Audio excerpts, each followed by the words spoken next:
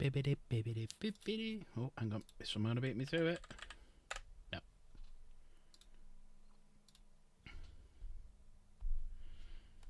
Let's see how it looks. Turn the heating off now because I'm very warm. Very warm. Everyone will be getting very warm.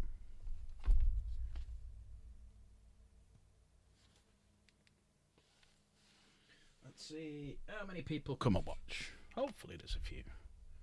Hopefully there is a few.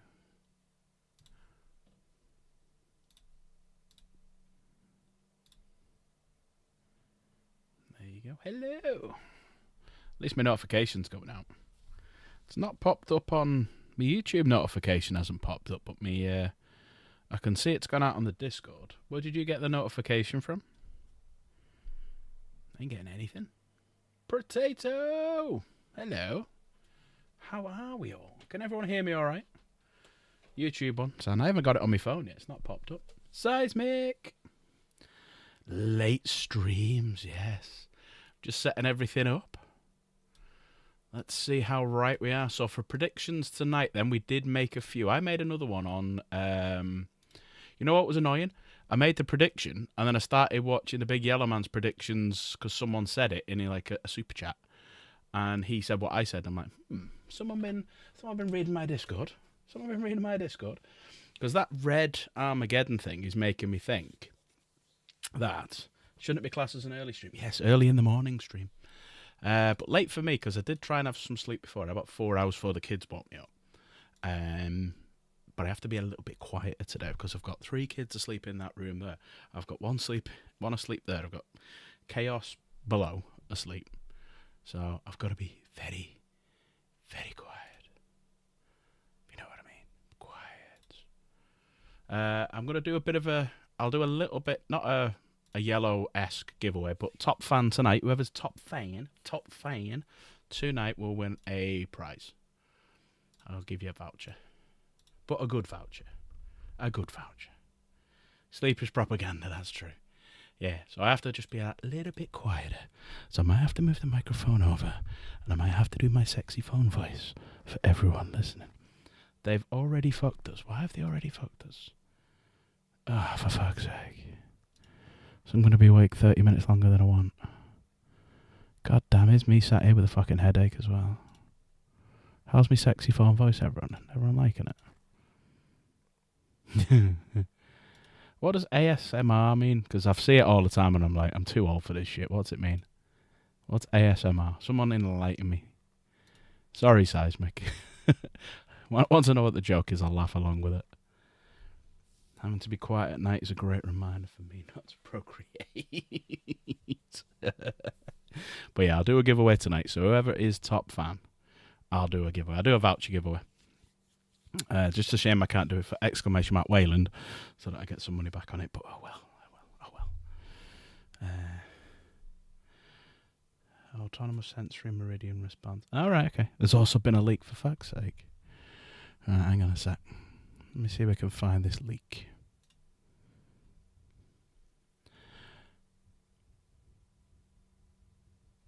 What's the leak then? What's come out?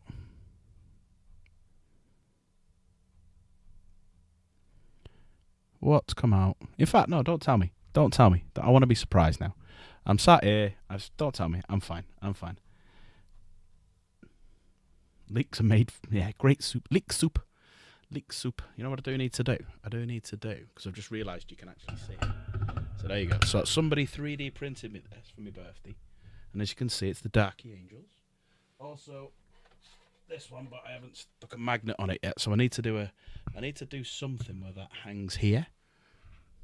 And drop it everywhere. But yeah, so Grease Piece did that for my birthday. So I need to put that on there somewhere. So I need to find somewhere I can put it. I've just no idea where. We'll find somewhere. Not on this stream, but we'll find somewhere. Someone run me through what goes on at Adepticon. So Adepticon is basically a big tournament. But what they do is they'll do like a reveal show. So pretty much you'll just get a couple of guys on stage having a chat, normally with microphone issues, sound issues and shit like that. And what they'll do is they'll do like little videos. Now, if the thoughts and the whispers and the rumours and the voices and everything like that are true, we will get a reveal trailer for 11th edition today. And that will probably be right at the end. So let's have a little chat. Let me just get my videos up and we'll have a little look. So, this is what I think will happen. So we'll get the 11th edition box set. Oh, sorry. We'll get the 11th edition trailer reveal. Maybe a couple of models. Probably the Intercessors, the Gravis guys maybe, or something like that. I reckon we'll see a new kill team. I reckon for me, and I said this on me Discord before, I think it's going to be Armageddon Orc Hunters versus like Mega Knobs or Knobs or something like that. We'll get some AOS stuff, because if you look at the... Let me just get the picture up. If you get the... where's Warhammer Community? Preview show. Right, so... then he wants Penitence as well. So, if I put this on for you to have a little look at, Seismic, so we've got... So here we go. What about a Catachan? I'd love to see a Catachan kill team. I would do Catachans. That's the only Imperial Guard force I want to do, is Catachans. It's the only one. So this is all the game systems that they're going to do some reveals for. So the reveals will be something brand new. So obviously you've got 40k. It was good, wasn't it? The new Penitent. Yeah, it was really good. I put a couple of videos up. But that end scene, oh my word. You didn't see that coming, did you? 40k, Kill Team, AOS, Underworld, Horus Heresy, and Middle-earth. Now, Middle-earth was only added recently. So you're going to get little reveals from that. So new models. I'm kind of hoping the Horus Heresy bit might be... It's a bit of a stretch. Penitence, no, you have to subscribe to Warhammer TV. Now, I subscribe for them because it allows me to play and alter the app and put more...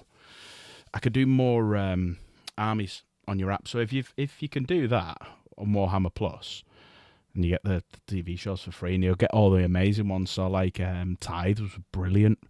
The one with the Warlord Titans in, that was fantastic as well. So Killing Lubrical. You had a Knight one, which wasn't bad. The Blood Angel one was fantastic. Prior Nexus was really good, yeah. So there are some really good stuff on there. So have a little look. Have a little look. It's not free, but you get a couple of perks. So you get some painting. I'll show you now. I'll go on to it now and I'll show you. But yeah, so these are all the bits that... and this... Not this one. Where's the one that they put up recently? Might have only been on... Yeah, I think they only put it on social media. But it looks like it's like a circle. It kind of looks a bit like... we thought it was a kind of a squig. And it's got the Imperial symbol. And it says Armageddon on it. And that's why I think it's the Orc Hunters. Got your friends who always asked me about my little plastic man to watch. I remember, yeah, because you were streaming. I remember that. Not streaming, sorry. You were on my stream, and I remember you showing. Yeah. Right, let us go to Warhammer TV. I need to just open a different browser.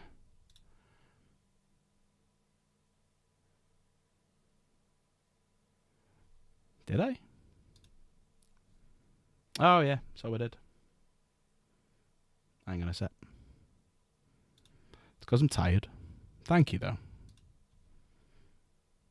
I put an A instead of a... right, let me just go into there. Switch count. Go to there.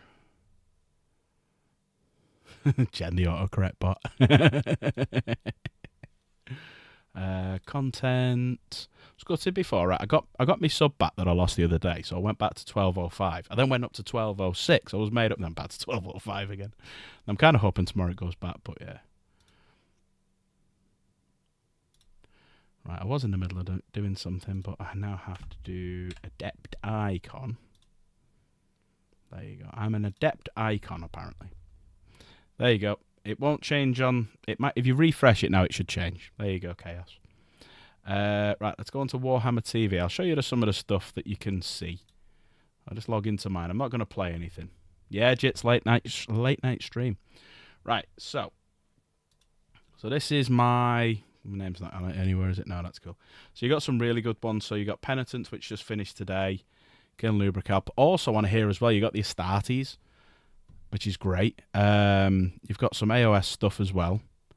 The Tithe, which is brilliant. That's a short. That's really good. Astartes is there. Iron Within. That's really good. Broken Lance is all right. But you've also got these things, the Angels of Death. Oh, this is brilliant.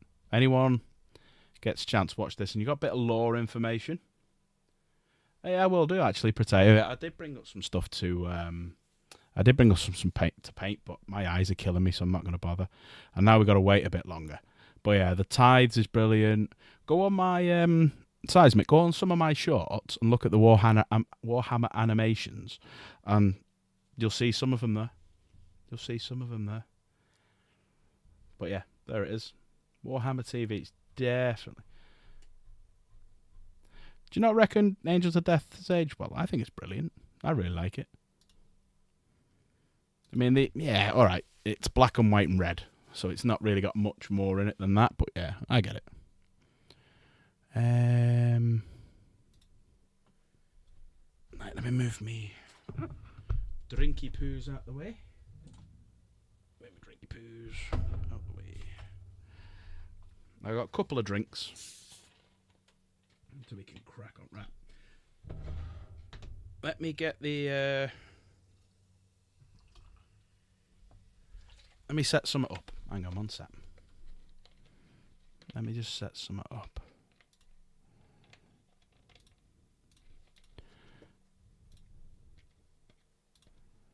Is this the right one? Oh, yeah. Right, here we go. Right, so we've got... where's the Warhammer? There it is.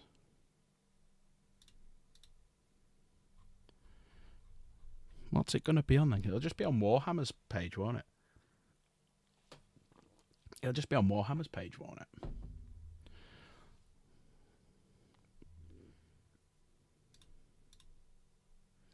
Oh, there you go. That's the armor. Let me go back into it. There you go. That is the Armageddon one I was talking about. That's what I think. It's the Armageddon Orc Hunters. That's what I think. That's where I got it from. That's something to do with AOS. That's obviously... oh, yeah, we think Wazdacker will be shown off today, because that's obviously Evil Sons. But, yeah. But it'll be on here somewhere. And I have set up, for when it works, a watch-along, so you can all chat amongst yourselves and see yourselves and whatnot. So that's what I was doing before. That's why I was a bit late. Oh, yeah, I must admit, the animation on... The Angels of Death is not as good as the current stuff, but yeah, no. The Astartes stuff was actually better, and that was done by just a guy in his van or something, or a guy in his basement. Let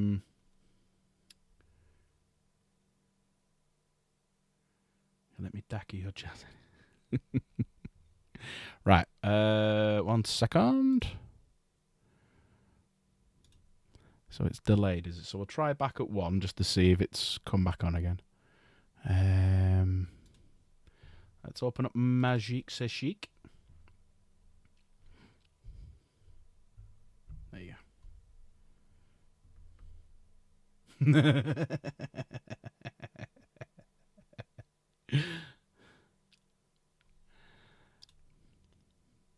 Damn autocorrect. Hey, you'll be able to see all your mistakes as well when we do this one. So the only thing I want to do is just fix it now that people are here. So if I edge that over a bit, edge that up a bit, I can then do that. Make that slightly... oh shit, wrong one. There you go. So that's how we'll be doing it later on if it all works. But for now, we'll just do this.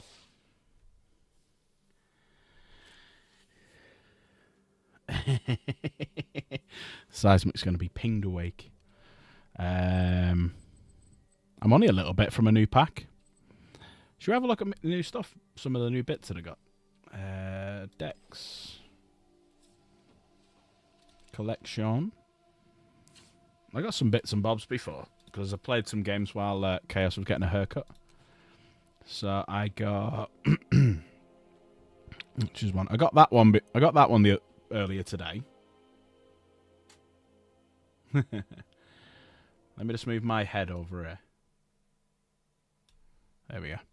So I got this one today, even though I've got it 3 times, and I got it must have got it 3 times. But I hadn't seen it before. I didn't make a pauper deck. I still haven't had a chance. I work for a living. Got kids. Work for a living. What else did I get before?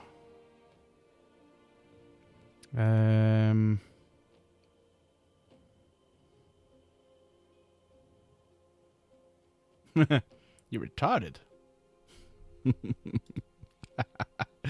That's from Deadpool, if anyone that recognises it. I do have a couple of badger moles, but I don't know how to use it. Oh yeah, that's the one. I got that one before. Which is not too bad. And I got... What else did I get before?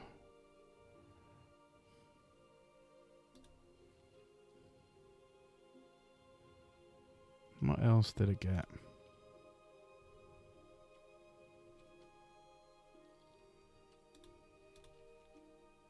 I can't remember. I'm too tired.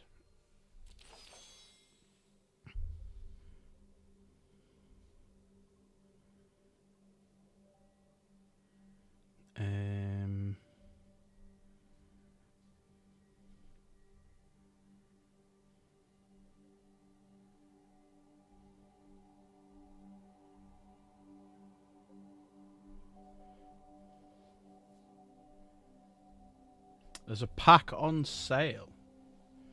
Right, let's have a little look. Store. I don't think... I've only got 700.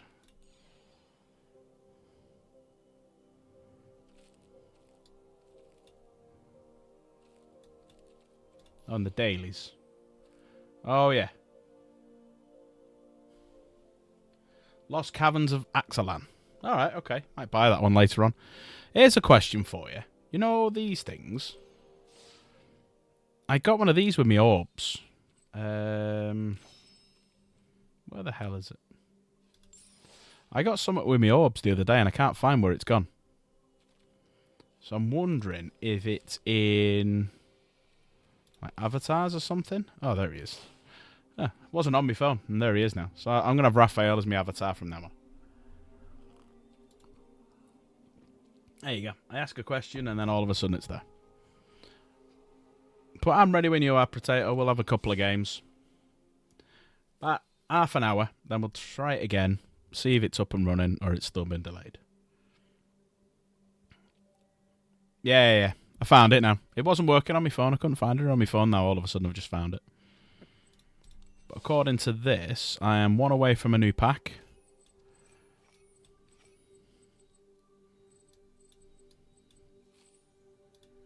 And... yeah, don't bother with all these.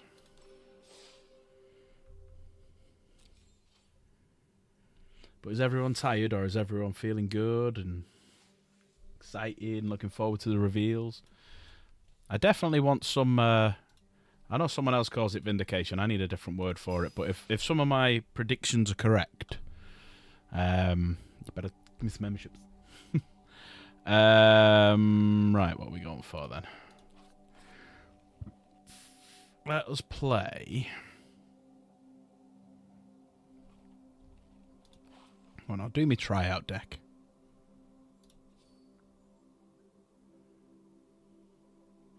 Yeah, do some starter decks because I don't want to be battered really quickly. Don't want to get battered really quickly. Obviously, if I am doing a bit of winning, then yeah, up it and up it and up it and up it.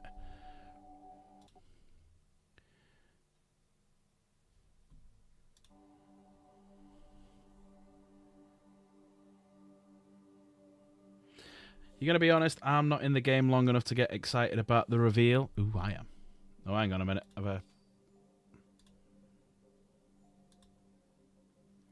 So, oh, hang on. Is that not working then? All right, let me leave that challenge. There we go. Something must have happened then.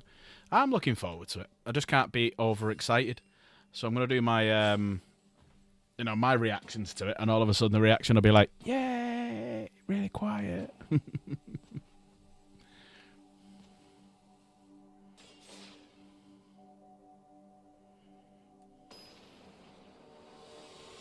You don't know what Armageddon is? Alright, so Armageddon's a planet. And Armageddon's very, very close to the Sol system. Sol system, obviously, is where... go on, I'll give it a go. Sol system is where Terra is. Terra's Earth. No, it won't be on Warhammer Plus. It'll be on YouTube.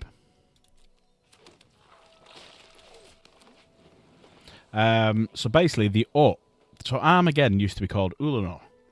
And Ulanor is the homeworld of the Orcs. So the Orcs are just drawn to Ulanor. And because it's so close to Terra, they want to push all of the Orcs out of it. You what? Oh, do you want me to open up the...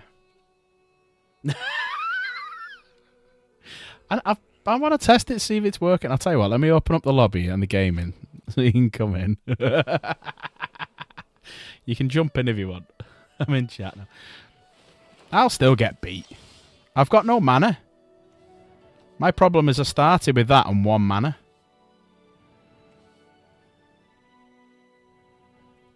I've got nothing. I got nothing. I got nothing. I got nothing. So yeah, Jits. So going back to it. So Ulanor. So the Orcs are always trying to get back to Ulanor. No, I'm never going to play again after this. I took it with 1 mana. You're going to beat me in about 4 turns anyway. It's take a 1-land ban. Jits is asking if we're going to get some Professor Panzer again. Yeah, that depends on how much of a naughty boy you are. And you've been a very naughty boy when you make me fucking attack with a fucking 0-5. If I don't get a mana here, I'm kind of screwed.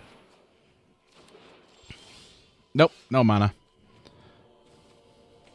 Well, I didn't make you pick the 1-land hat. That's fucking your... That's my problem. That's my problem. I thought I'd get lucky. No, that is genuinely a skill issue. Yeah. I haven't got any skill. Evidently not.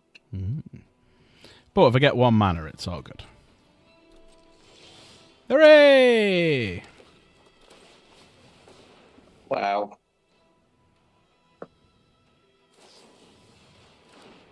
Ooh.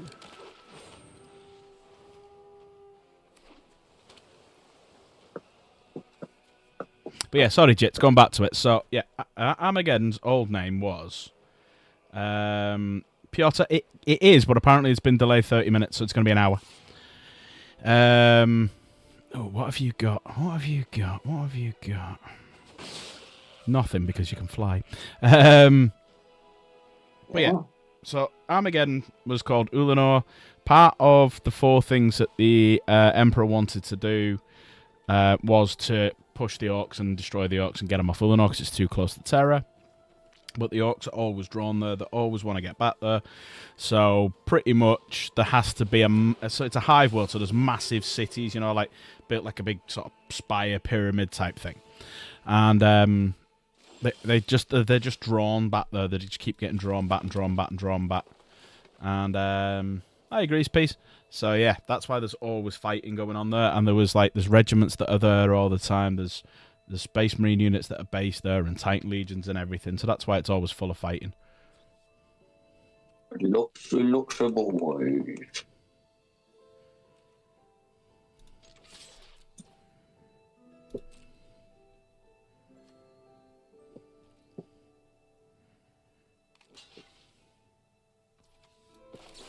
Alright, how much shit am I taking?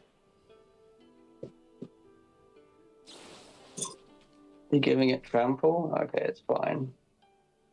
Nah. I just wanted to see what it can do. if I don't block stuff, it just like kills you out of nowhere. Yeah, I'm all right, mate. I'm tired. I had about 4 hours sleep before, but like the kids run up and downstairs, woke me up, and yeah, stuff like that. So a bit tired. Apparently, it's been delayed a little bit.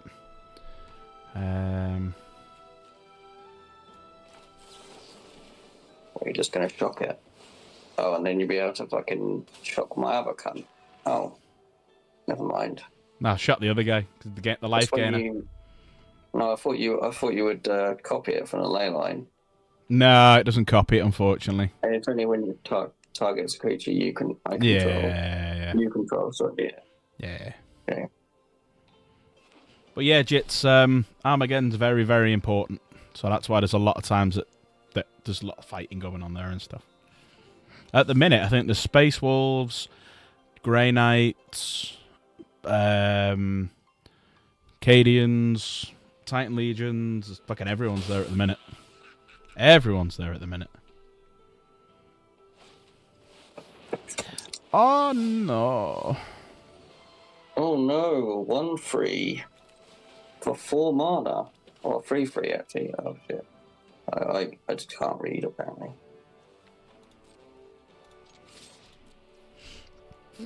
Oh, pardon me.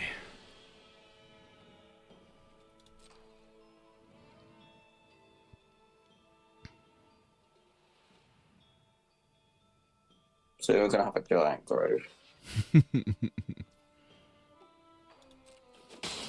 As that's blocking, I won't use it. Yeah, I know. I just had a chump block for the rest of my life.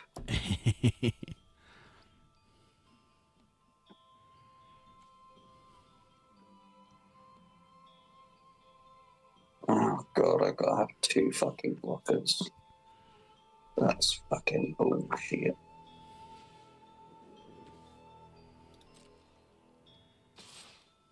Damn it.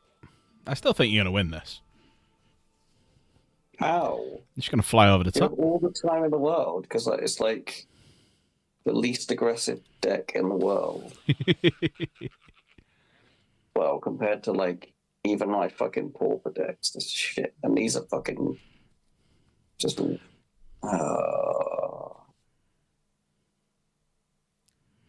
see how many people fall asleep during the stream. Even you might. Even I might at this point. Yeah, I've got some snacks here. Ooh, here comes a blocker. He's a big boy. It's a big blocker boy, anyway. He's got a big butt. He's got a big butt, and it can't lie. Does bring all the milkshake boys to the yard. Well, the milkshake to the yard too, apparently. Oh my god.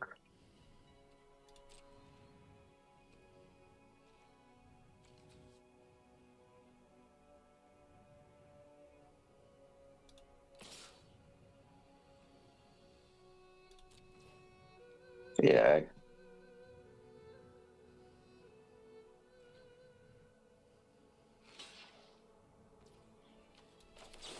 Well, it forces you to giant growth because you used the attack with that and nothing else.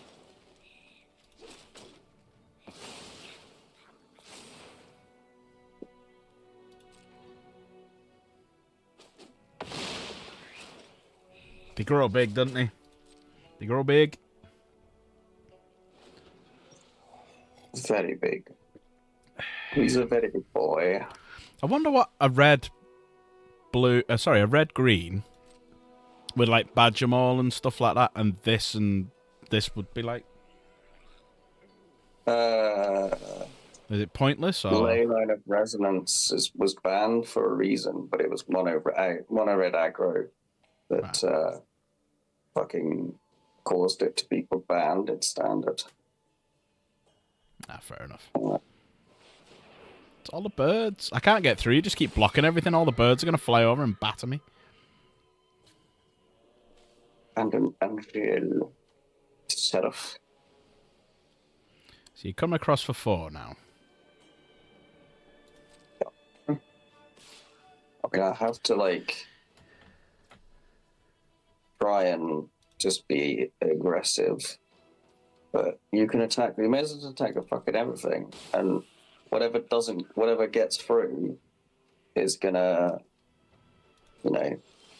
be pumped up to a fucking 200.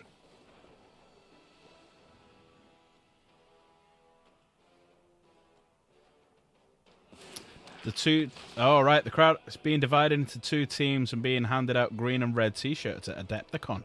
Ooh. Where is it? Is it on YouTube at the minute?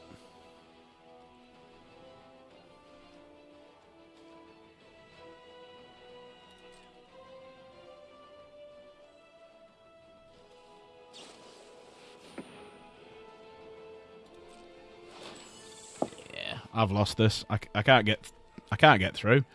Oh dear.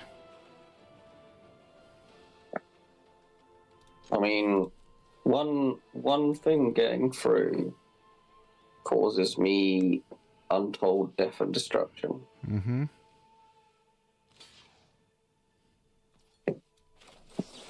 Thing is, you're always just like 1-for-1ing you, or 2-for-1ing me. Well, like, so you're just wasting cards on like tokens that. True. Good game. You'll fly across now for what? I haven't fucking done yet. You're flying across for 8. Yeah, but you could kill me next turn if I'm not. Bye, firebending student. Bye. I mean, yeah, it pretty much is the only choice. I can't target the lane line. It's only creature. Yeah, I guess. You know what? If you manage to kill me in... Oh, fuck, I didn't mean to attack with the fucking 0-5. Let's see what comes out now, then. That's all I have in my hand, so I have literally all the cards on the table.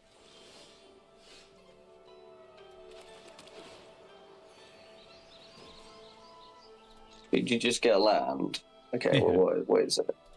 Is this going to be some, like, stupid D strong pump spell? What does Firebomb do?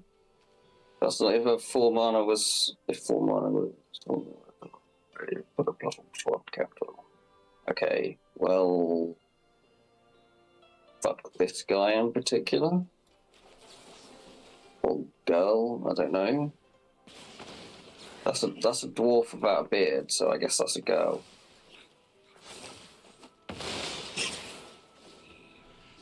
Wow. GG's. It's game over. I think Mana Starve at the beginning was the problem. Well, that would be your choice. Yep.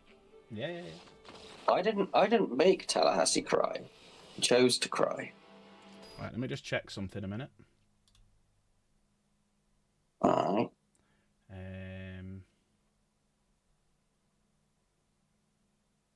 Where is Warhammers? There is.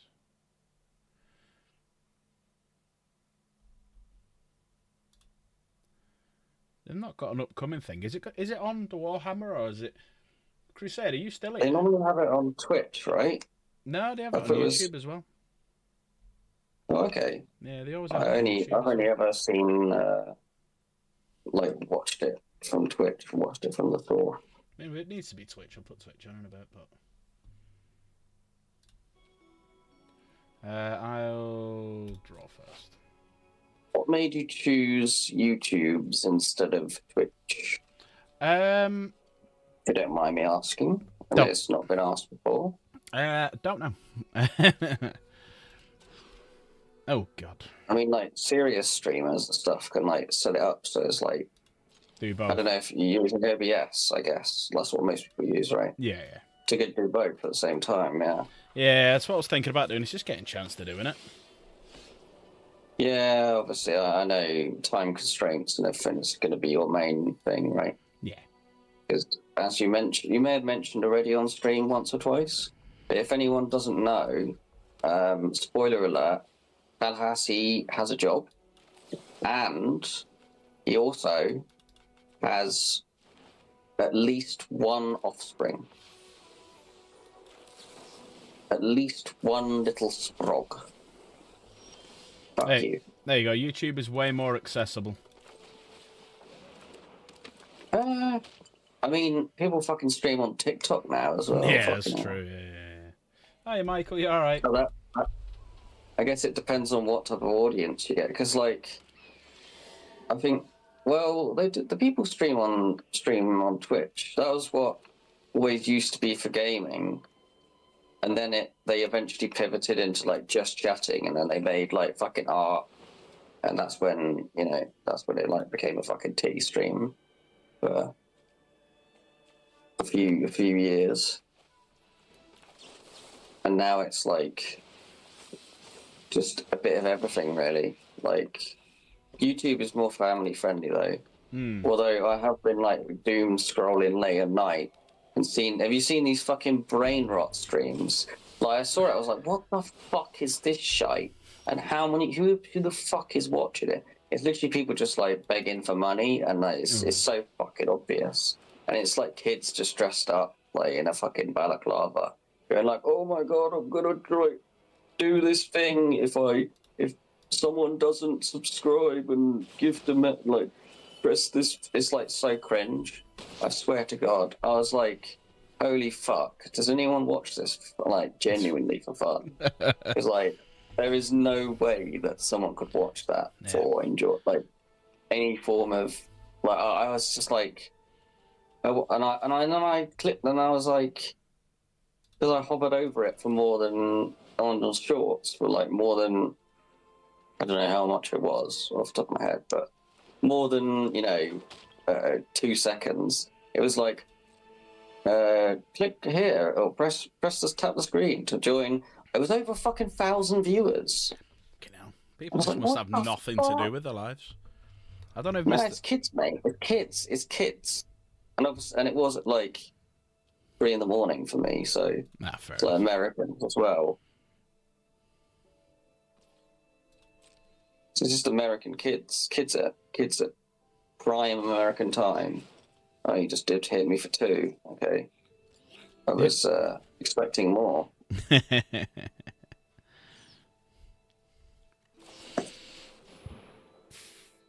Ooh.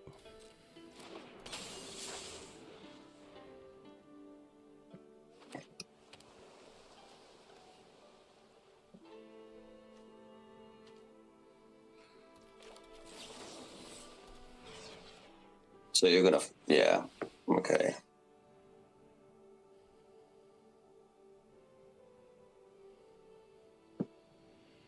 Okay.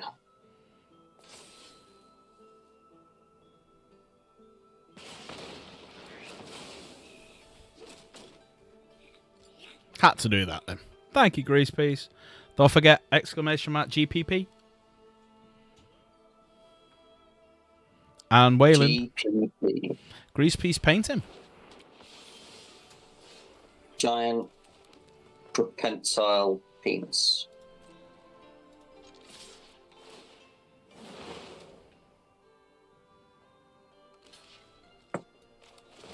Yeah, no, you're firebending. Oh, okay. You didn't want to cast it. Nah, I misread one of my cards. You did. Yeah, it's a sorcery. I thought it was an instant. Misplayed.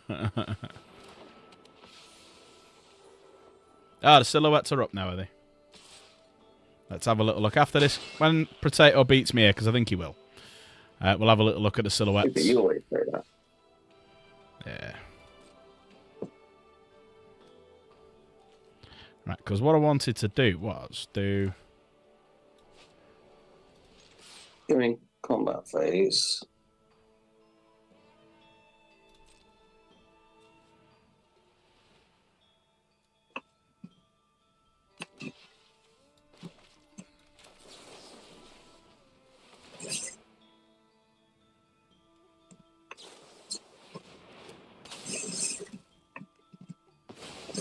Ooh. No.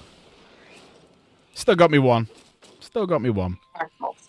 Still got me one. Ah, I'm so dead. So dead. How are you losing to a fucking starter deck when you've got a fucking historic?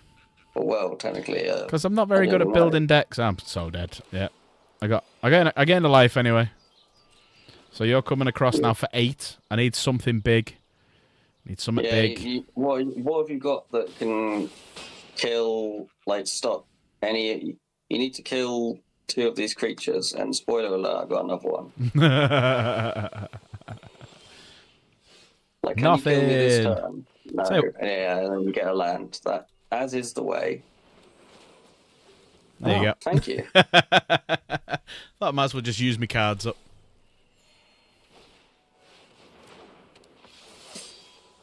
Look at all this symmetry. There we go. Can't believe you've done this. Right, I'm going to have a quick look at the silhouettes and stuff, so bear with us a second. Right, let's have a little look. Has this refreshed yet?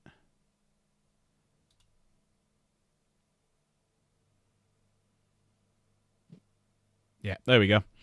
So it is going to be on YouTube, which is good. Right, so let's go to the page that I made, which is this. Right, so it's a bit grainy. So you got someone with a sniper rifle. Interesting. What have we got here then? That looks... Right, hang on a sec. Don't know why. That looks... Hang on one sec. Maybe that could be the kill team. Could be. Have they put it up in here yet? Sniper rifle, because there's always a sniper in the kill team, or it tends to be anyway. Yeah, I'm trying to get a better picture of it because that's just blurred to hell, and that's them. Doesn't look like a lasgun though, but it's too small to be like a Space Marine sniper. Obviously, we've got scouts already.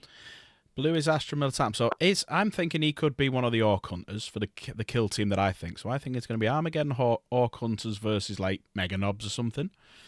But everyone say hi to yourselves on YouTube. And then the red one, that's a tough one. Chaos? Could be. I mean, that looks Tyrannid on the right. What the fuck is the orange one? Oh, they might be AOS, remember, as well. It could be AOS, but that looks very Tyrannid-y, sort of like, you know, the warriors have. Yeah, it could be one of those elves, like a crab or some shit. Yeah. I think the green is definitely AOS. Yellow? What the hell's yellow? Now, are any of these the 11th edition? Can we see anything?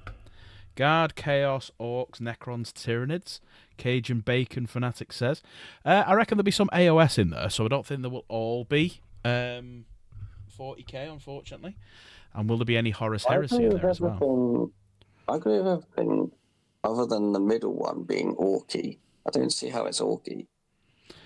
I think that's definitely Guard. Chaos, but I reckon maybe AOS Chaos or something, or... I can see why you think that may be Necrons, but I think that's AOS. That does look Tyrannid-y. That middle one's a bit of a... Check Discord. Wait, which one would be the Necrons? Because remember, I've got a delay with the screen. Where are you seeing them, Crusader?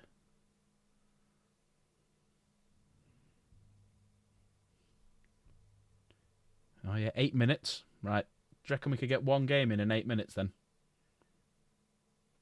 I reckon I could do you in a quite quick game. All right, if you can beat me in less than a minute, right, and I'll play fast.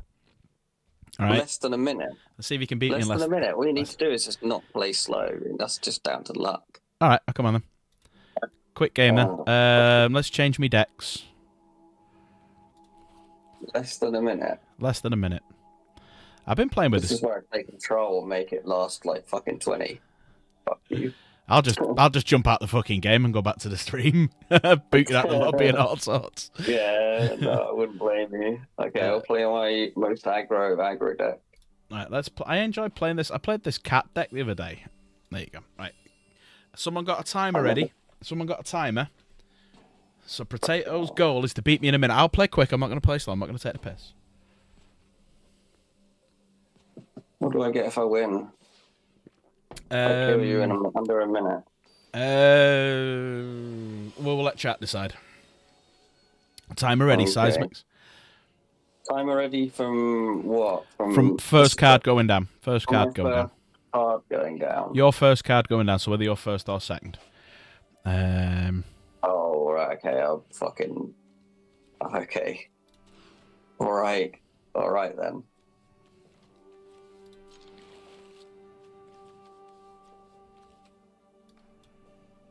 Right, I'm ready. That's a mulligan. He gets a slice of cheese. All right, and we're off.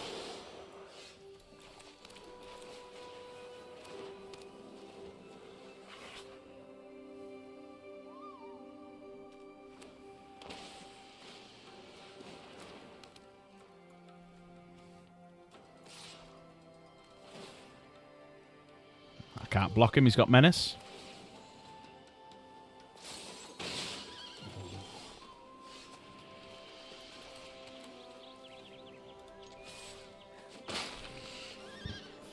I had to get my attacks in. That could be very, very, very... Oh, hang on a minute.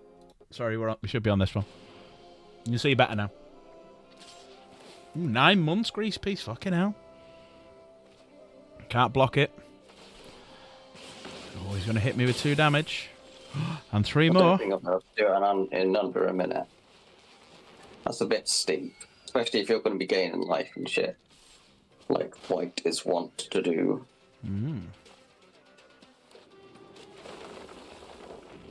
That was the challenge, though. That's the challenge. How many seconds has he got left, everyone? That's what I appreciate about you. Is that 60 seconds up now? Is it, Seismic? It's fucking impossible, man. You took the challenge. Time's up. Keep the timer going. Down to 4. Keep the timer going. I've gotten you down to 4. Somehow.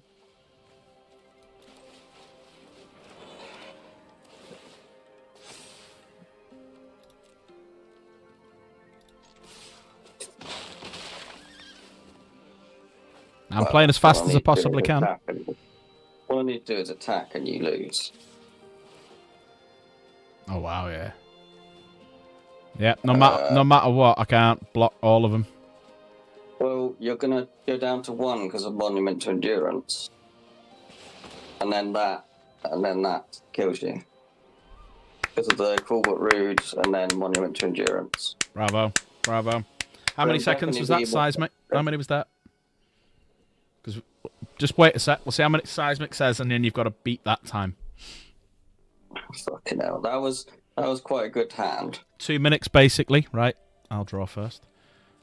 This is like... Oh, God. Oh, no. I need some more. Okay. Alright, I'll play this hand. I don't know why. From when the card first goes down, Seismic again. He's got to beat 2 minutes. What, then, when I first put my card down, or when you do? When you put your first card down. Oh, alright. That's what we did on the last one. We got 4 minutes before Adepticon. Yeah, but I went first, so I didn't know if it's like... Oh, I'm going first again, aren't I? Yeah, so yeah. It doesn't fucking matter. 3, 2, 1.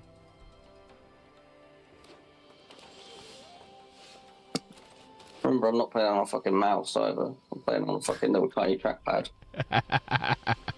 I'm already making all the excuses. Here comes a 2-2.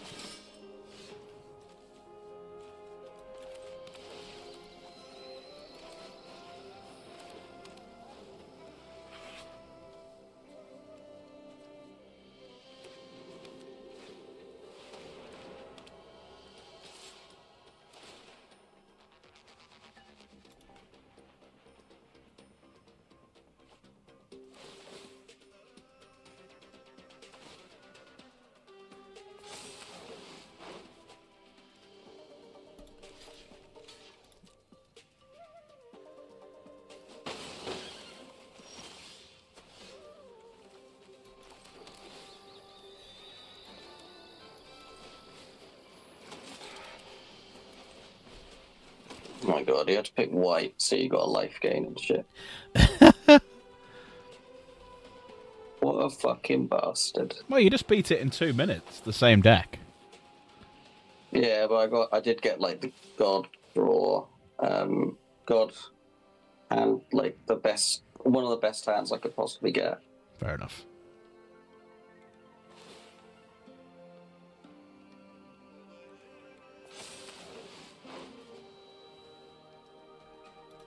Oh no, don't exile me Bloodghast, or I can play it afterwards.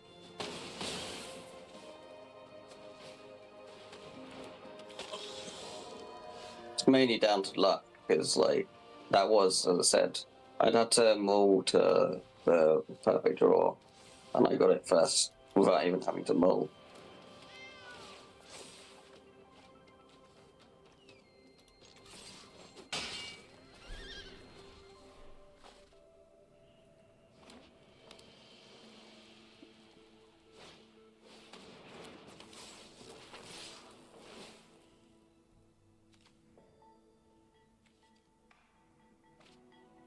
It's just got a big quit. Also having to make a lot of optional decisions as well. It's not just literally like Unga Bunga smash my head against you. Time's up. Ah. Time's up. Yeah, how am I supposed to fucking do this? So that's just 1 minute. Oh, right, that's just 1 minute. Okay. So we're trying to beat the first game. Oh no! He read my mind. He knew what I was going to do. He's coming across for a lot of damage. Oh no, not one of my monuments to endurance. Fuck. I don't want to accept no. My value. Actually, I might be able to beat you. Beat last time's time. That gives you lifelink, but I'm gonna fucking cry. Oh, okay. Oh, it's live. All right, okay. That's not even. Well, you're dead anyway. Yeah. No, Good game. Stop giving me the options. Fuck. There you go. Well done. Good game. Good game. I don't mind losing. Right. Yeah, you wanted to die quick, so there you go. Thank you, sir. Appreciate it. Let me just shut I'll the kill game you off. anytime. Right, let me back up. Let me close this one. I'll leave Discord because I'll let you. I don't want to overshadow your commentary. It's live, but it's not on yet. But GDs, this is where it's like going to be like an extra fucking half-hour delay. So. Oh, there you go. That's a back out of it and come back in again. Oh, it's actually up. Oh, so this is the Yarrick thing from the other day. I bid you a good night. Night, mate. Thank you, sir. Appreciate it. Let me know if it's too loud or anything.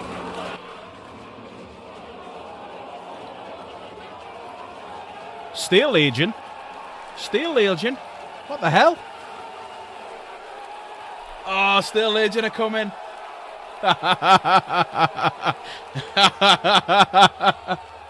Oh, nobody predicted that one. Wow.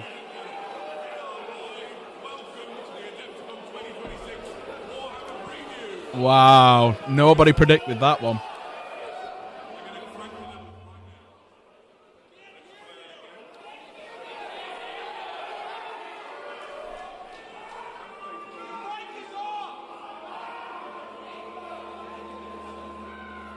Microphone problems again. Microphone problems again. $1 billion company, everyone. $1 billion company. $1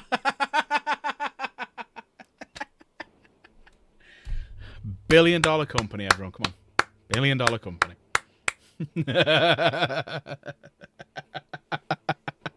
Oh, wow.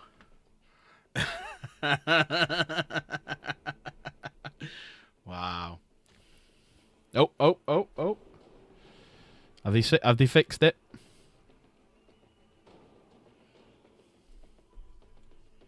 Let me just fix this a minute.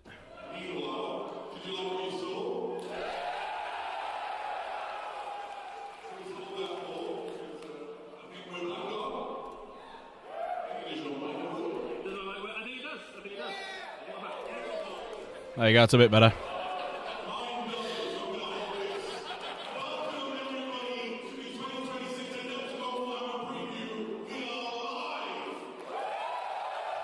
We're live with Steel Legion right at the beginning. Started with a W. That started with a W, then went straight to an L.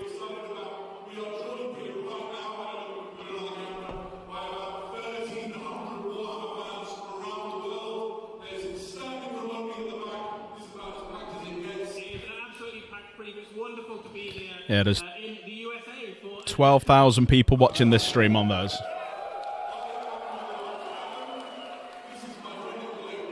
GW needs some commissars. I'm gonna eat some. I'm gonna eat some. Well,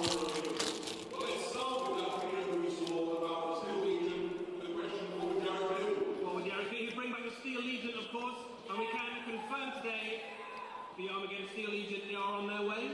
Yeah, absolutely. I was talking with the guys from the Bahamas earlier today. You can expect to see the Steel Legion within around 2 years. They are not going to be in tomorrow. The Imperial is not going to do it. That's the mic. Turn that one off. Get a proof things wrong. Is this one, right? Oh. Okay. Cheddars. Normally, when the preview is starting, the room is filling up, there's thousands of people in the chat. I asked the question, where are people from? And the answer today is that I have the chat screen. Oh, we're in a room and spoke to people. So when I called your place, give us a shout out. There was a guy from Montana over there. Ohio. Scotland. And something I've never met in person in an event before, from Iceland. Good question. Yeah,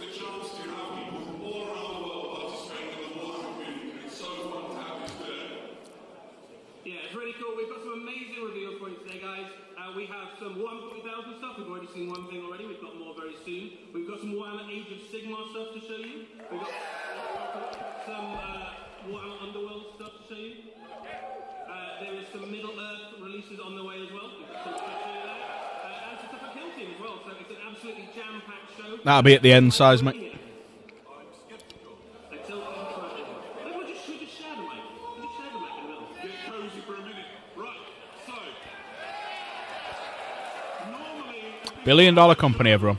£1 billion company. Eddie, have you done any hobby I riding? have done some hobby. I've been painting Space Walls because I am... They're so special because they announced just paint your Krieg as Steel Legion, so they weren't going to do them. So the amount of crap they got off it. And Steel Legion look better than Krieg. They've also got gas masks, but they're better than Krieg. Better lore and everything. No practice games so far, so if we do get you in the team tournament, just go easy on us. And Show them no mercy. Crush them like the dogs they are. friendly game, it'd be great. Perfect. Yeah, they fight. They're constantly fighting on Armageddon against Orcs. Constantly. You'll have a clue by the end of tonight. You say it might not be secret by the end of the night then? Less secret. Very good. So, while we're just beginning, we'll get really into the meat of it in just a minute. We had some news told to us today by the Warhammer community team back home, which is they're making... It wasn't me, I promise.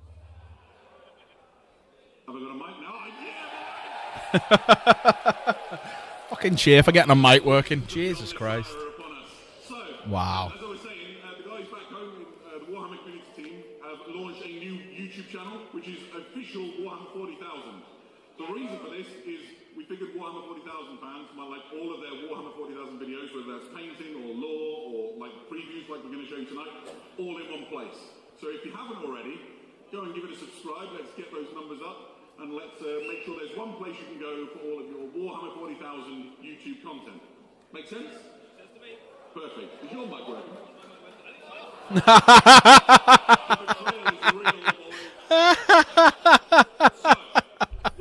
Oh, what a fucking joke.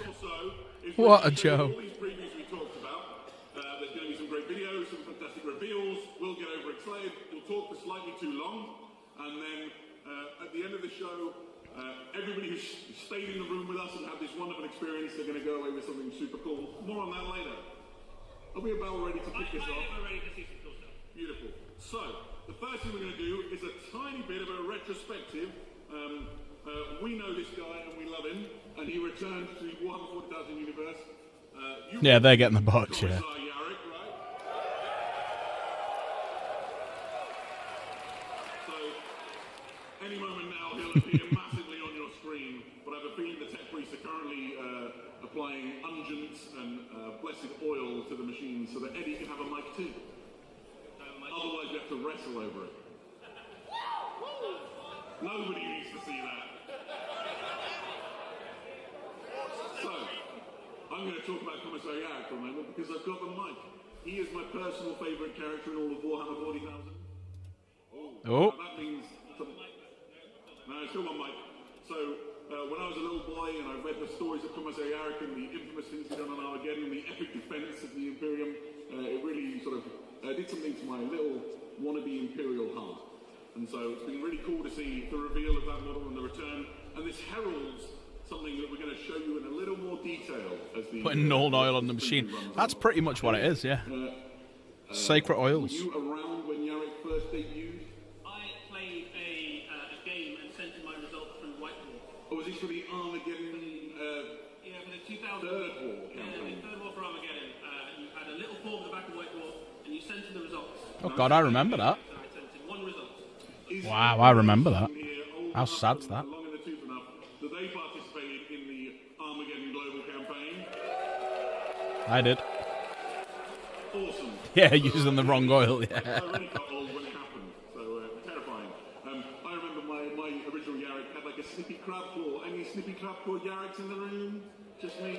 Yeah, of course there is. Beautiful. Right. Baby oil. Let's get an update from the guys behind. Otherwise, we're going to do this preview by the medium of interpretive dance. Nice. I've dispatched my finest Eddie to bring news of the technology. While we fill, I suppose I could just start reading off the list of all the cool stuff we're going to talk to you about, right? It runs for 2 whole pages, guys. This is no joke. Otherwise, it's going to come down to Warhammer. God, this is so embarrassing, isn't it? Right? Nobody needs what you might. Multi-billion-pound company, and they can't do a fucking 2-hour preview show. I couldn't possibly tell you a joke live on air. This would go badly forward. What I can do is, hello sir, you have your hand up. It's very polite. Go on then. Sorry. I didn't hear the question. I'm not answering.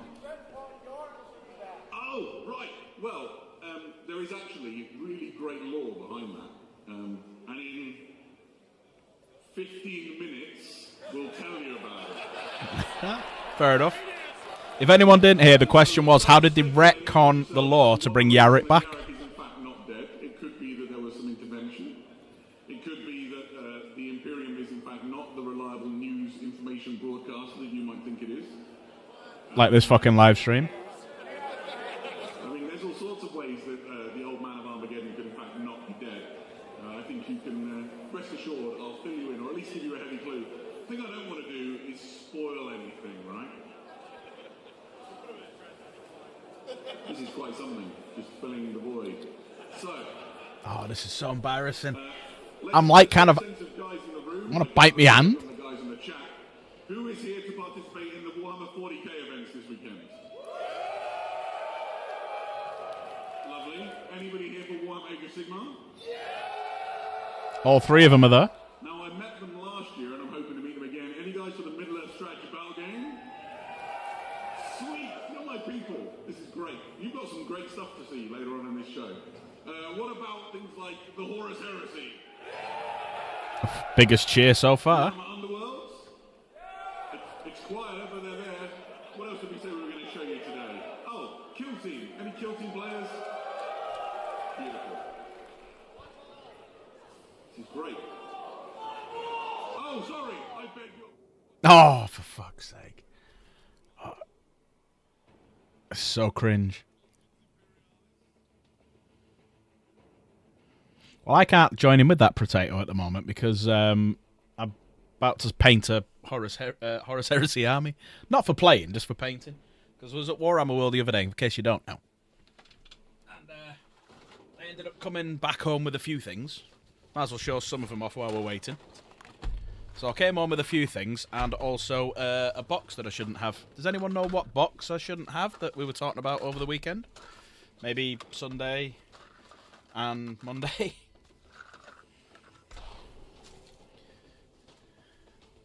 Why did we stay up for this? I know, I could be in bed right now. So yeah, whilst we're waiting, I don't know, Jits, I have no idea what you could be talking about. But yeah, a couple of things while we're waiting. So I got some Alpha Legion doors for me rhinos. Oh, one sec.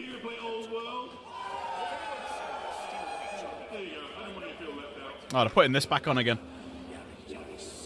I got some, it's just that back on again. Got some Alpha Legion shoulder pads.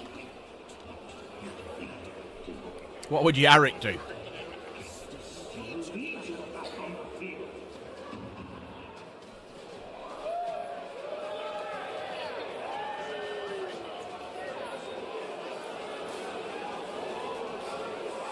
A box containing adult toys? Technically, yes.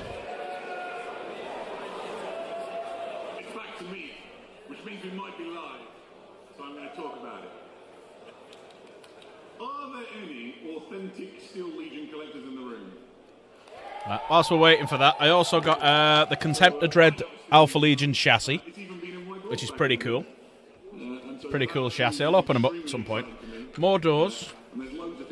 I got some Alpha Legion Headhunters upgrades. More shoulder pads and more helmets. So yeah, that's pretty much everything I got. And there was some form of box that I ended up with as well, which I honestly could not tell anyone about. Sorry, that wasn't a box. It was some sprues. It was some sprues that I ended up with. And if you go back to the live stream on Monday and Sunday, I may have been, putting some of it together. I haven't told you nothing. DJ ain't here. Yes, we can't talk about Bad Dragon. DJ's not here.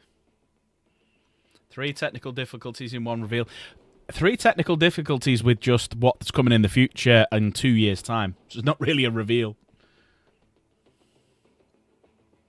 See you, Seismic. Have a good one, mate. Greasepiece has insider info. I likes it. Oh, Greasepiece, if you're going to pre-order the box, do it ASAP. Only because it's a limited edition box, and they go very quickly. So I don't know how many Wayland have got, but do it. Do it. Yeah. Well, I'm going to risk it for a biscuit. I'm going to run for a quick pee. So enjoy the watch-along. Tell you what I could do while I'm waiting. Let's make that a little bit bigger. Payday, yeah, sound.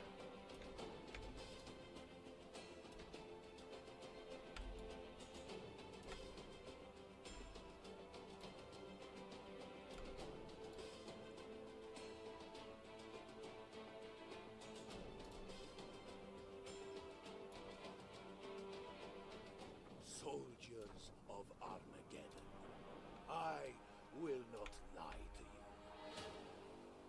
The orc army before us is vast. They say we cannot win, that the orcs are too many. I don't know about you, but I am growing tired of proving them wrong. I see the steel in your eyes, Ooh. the fire in your Oh. souls. I tell you now, we can win. We will win. And if that victory costs us our lives, so be it. Ooh. Ooh. Yeah. Glad I never left the room. Ladies and gentlemen, we are returning to Armageddon. There's the track-based things that we're talking about, and Wazdaka. Return of Yarrick. We're going back to Armageddon, back to the War World for a story of the Imperium versus a huge orc war that is invading. Armageddon is a place that's had some issues, and the sponsor of the issues that are going on right now is none other than the herald of the Speed War, Wazdaka Guts. There he is. Now, is the little guy on the other side holding on, like I said, We need to see the other side. So the gun's right, the arm's right that I said. Now, is the little grot on the other side holding it? And if it is, someone owes me a vindication for that one. Someone owes me a fucking membership for that. If it's not, then just ignore it. Called it. Called it. Don't know why it's gone dead quiet.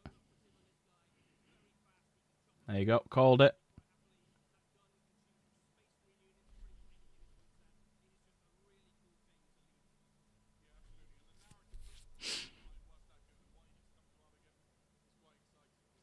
I was right. Called it. But that's a good model. That's a very good model. I'm just going to get that for Ruler Cool. I know Grease Piece is getting all the Imperial Guard tank, the transports and stuff, the tracks. I'm getting that just for Ruler Cool. Look at that. The model. I called how the model would be sculpted. Look at that. I like that. I don't know why it's gone dead quiet, everyone. Can everyone hear it, or is it too quiet? It might come blasting out, so I'll turn it down.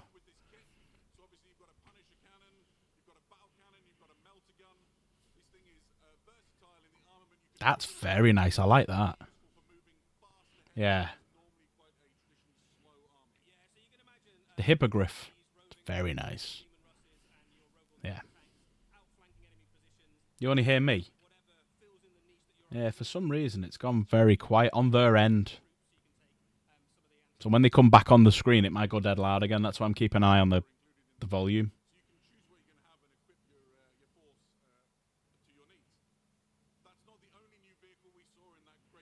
The one with the tracks. Called that one. Called that one.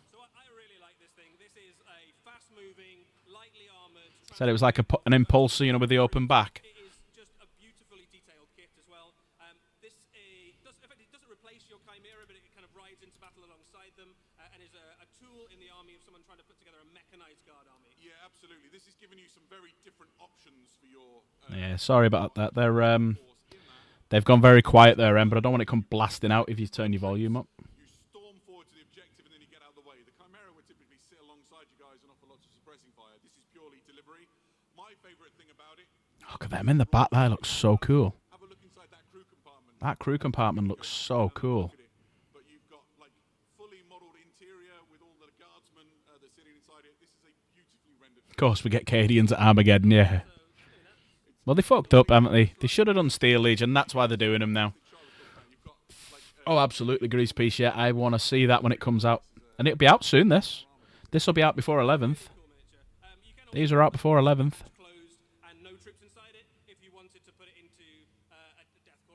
Do you want to get these, Grease Piece, or do you still want the tanks, or are you getting both? Or the tanks and dreads? May, June, I reckon.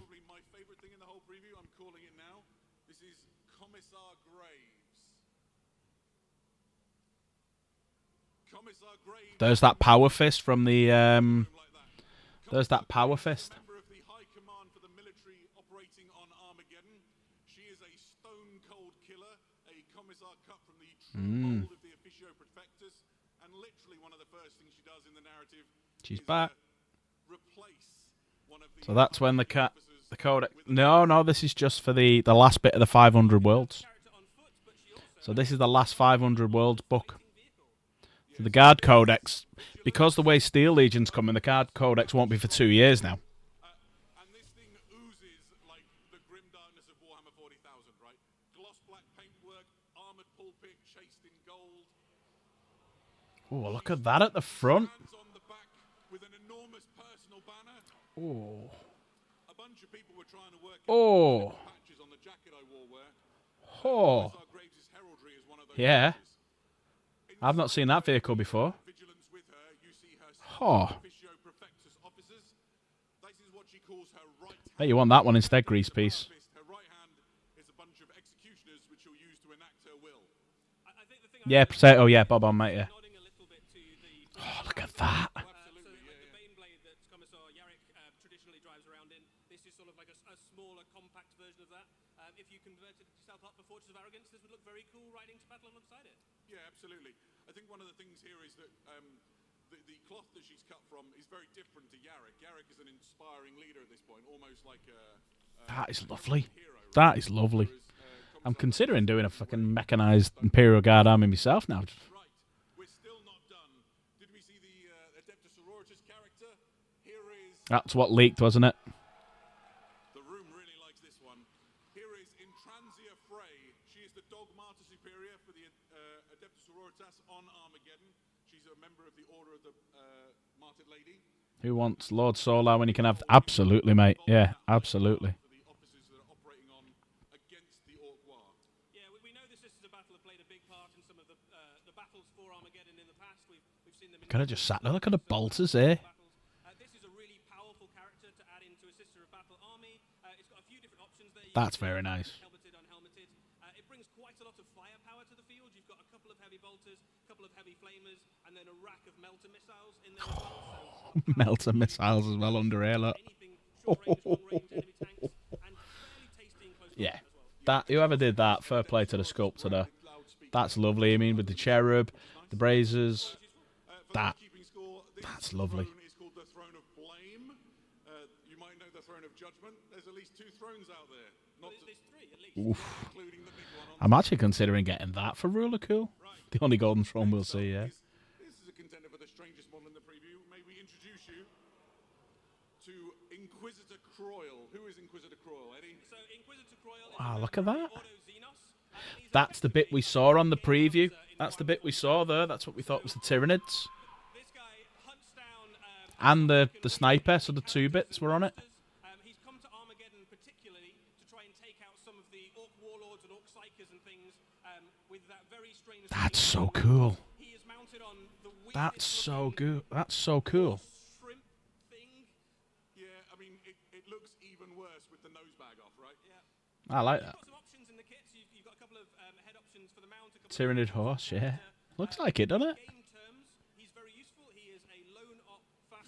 It's a fucked up horse, that's true. You can imagine him being very useful for all sorts of things, right? The rifle has got a particularly fun rule where once you've managed to hit an enemy unit with it, the damage on it goes up and up and up across the game. Yeah, fantastic. His gun is a Ooh. Jidari cycler for the record, and it's one of the stranger looking guns in Warhammer. Did he say 40,000, Chitauri? I think it's fair to say. Yeah, it's very Zeechy horse. Oh, hang on. Riding, it is actually the last of its species. He personally hunted the rest of the species to extinction, but he thought it looked like quite a useful mount, so he kept one of them to ride around on. Typical human, really. Of a kind in a very real sense of the word. Right, now, where can you learn about all of these characters? There it is. We've got a book for you, a slipcase that contains 3. This is Armageddon, The Return of Yarrick, and this contains a narrative book, a book with detachments in, and then a book with some new rules for you to use. So it doesn't say 500 worlds, so this is just a separate... This is like a secondary end narrative, isn't it? How is Yarrick not dead, right? It's a good question. I'm not going to spoil it entirely, other than to say the space walls have something to do with it. Ooh. On the rule side of things there, you've obviously got a whole bunch of new detachments. No surprises, some of those are Orc and Imperial themed. There's also another book in So the Space Wolves saved Yarrick. effectively tank and vehicle battles in Warhammer 40,000. Yeah, they've all yeah. But they all link into one thing, don't they? For Fighting into an Orc But that's cool. I might get that one. mechanized company, something like that. Definitely getting Wazdaka. I like the Waz. I'm just going to get it for the ruler cool. I'm going to get all my cabinet and stuff. I'm going to get my cabinet, because I've got a few things to pay for. I'm probably going to get my cabinet at the end of April now. Oh, there you go, Grease Piece. There's one for Grease Piece. Oh, Grease Piece. The first place that you'll be able to get all of the new Astra Militarum vehicles, so the Hippogriff and the Centaur, is in Armageddon Battalion. 2 hippogriffs and a centaur.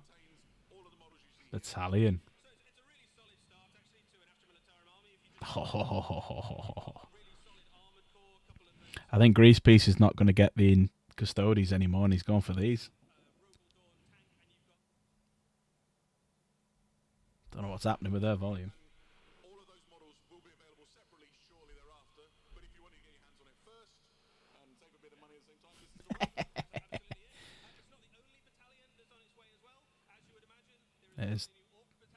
There's the trike. There's the trike that I called. I called the trike. Called it. You've got a Death Killer War Trike in there as well, and you've got a Rucker Truck Squig Buggy. This is a box that's effectively designed. Guard plays will be eaten well, yeah. So if you're deciding that you want to do a Speedwar, Wazdacker, and this box together, give you a really solid start. Fantastic. If you're looking to keep in Transia Fray, the Dogmata Superior Company, there's a new battalion for the Adeptus Sororitas coming. This is like an infantry ground and pound army. Any sisters of battle players? Quite a sort of a disciplinarian theme to it. You've got the Repentia, you've got novitiates, and they're backed up by paladin warsuits. Yeah, it's just a really solid, quite a combat-leaning force. Absolutely. I like the whips. You've got all the stuff. Tell the dirty girls, aren't they? People up in close combat, basically. Fits really nicely in Transia Fray, and she's also very competent in combat. So this gives you a really either a solid start or just a very Dying for a pee. Sororitas. Dying for a pee. And then there is one more battalion set. There is, I promise. Here we go. So, when Death your Watch. world is overrun by Xenos, what you need are the Xenos hunters. So you get 10 of them, plus the big flyer. Name escapes me at the minute.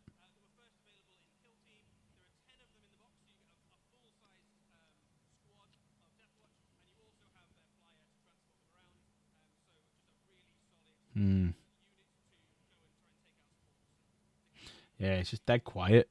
So when it goes back to them now, it might blast. So I'm just gonna. That's why I'm not going one. Dark Millennium. See? I'm going to show you something a little bit different. Somewhere in the room we have some friends from our friends at Weather Workshop, and they've got an amazing new thing that we're going to show you right now. Yeah, there should have been like a character in that last box set or something. He was known as Calistarius. Now, after conquering the Black Rage, Oh, Grease Piece. is one of the most formidable psychers in He's the head librarian of the Blood Angels. of the Arx Angelicum. We present to you the chief librarian of the Blood Angels, the Lord of Death, Called it. Mephiston. As soon as he said his name, I was like, ooh. He is the sole member of the Blood Angels to conquer the Black Right, I'm running for a quick piss. Back in a sec. Beneath their control lies a force capable of devastating wrath. We have depicted Mephiston amidst the battle-damaged environment of the Arx Angelicum, harnessing a powerful psychic attack. His aristocratic features contorted into a rageful expression as psychic energy ripples between his temples and through his psychic hood. In one hand, his four-sword Vitaris crackles with power. In the other, psychic energy gathers, poised to manifest the Emperor's wrath. Mephiston's resplendent artificer armor, richly adorned with Blood Angels iconography, has been rendered in exquisite detail by our sculptors. His presence is further elevated through masterful, visceral paint applications, with every surface and texture carefully realized to bring depth, contrast, and gravitas to this defining portrait of the Lord of Death. He is a figure of awe within the Blood Angels. So what, how much do you reckon he's going to be, everyone? Awe upon your shelf. I'm going 1,500 quid. 1,500 quid I'm going to go for.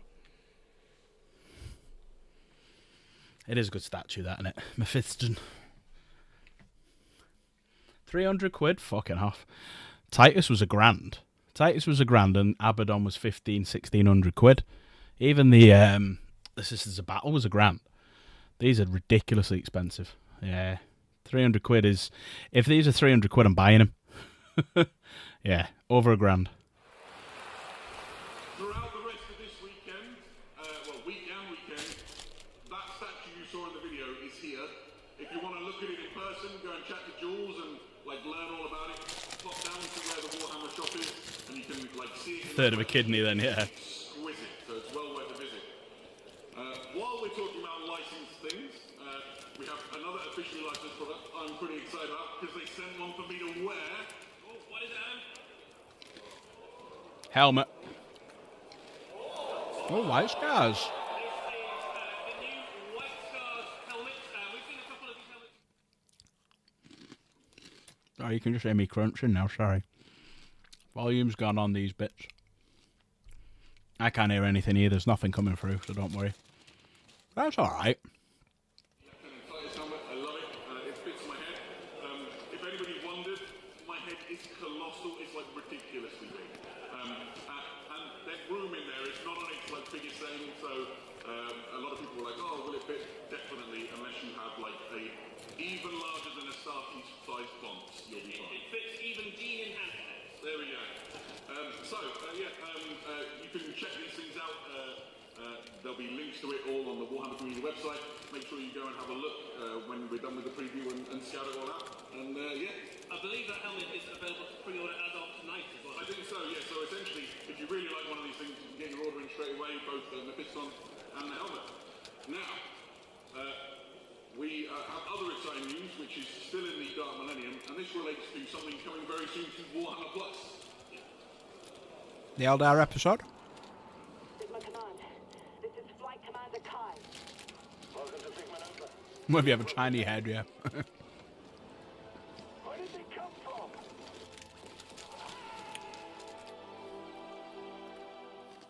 Aeronautica Imperialis. Ooh. May. Some shorts coming out then. This is an all-new animation coming soon to Warhammer Plus. I'm sure it's the first time the Eldar have been in Warhammer animation as well. Yeah, exactly that. So we knew this animation was on its way. We can tell you a few more things about it today. So it's called Aeronautica Imperialis, and as you imagine, it is about the pilots of the Imperial Navy. They are up against the Eldar pilots of Quackworld's Sam Han, and it is effectively an aerial war of attrition across a frozen world. This will be a 3-part animation, much in the style As the Ola? of the Warhammer animations we've had in Warhammer Plus, one of which finished today. If you've not watched Penitence, go and check it out. It's on Warhammer Plus right now.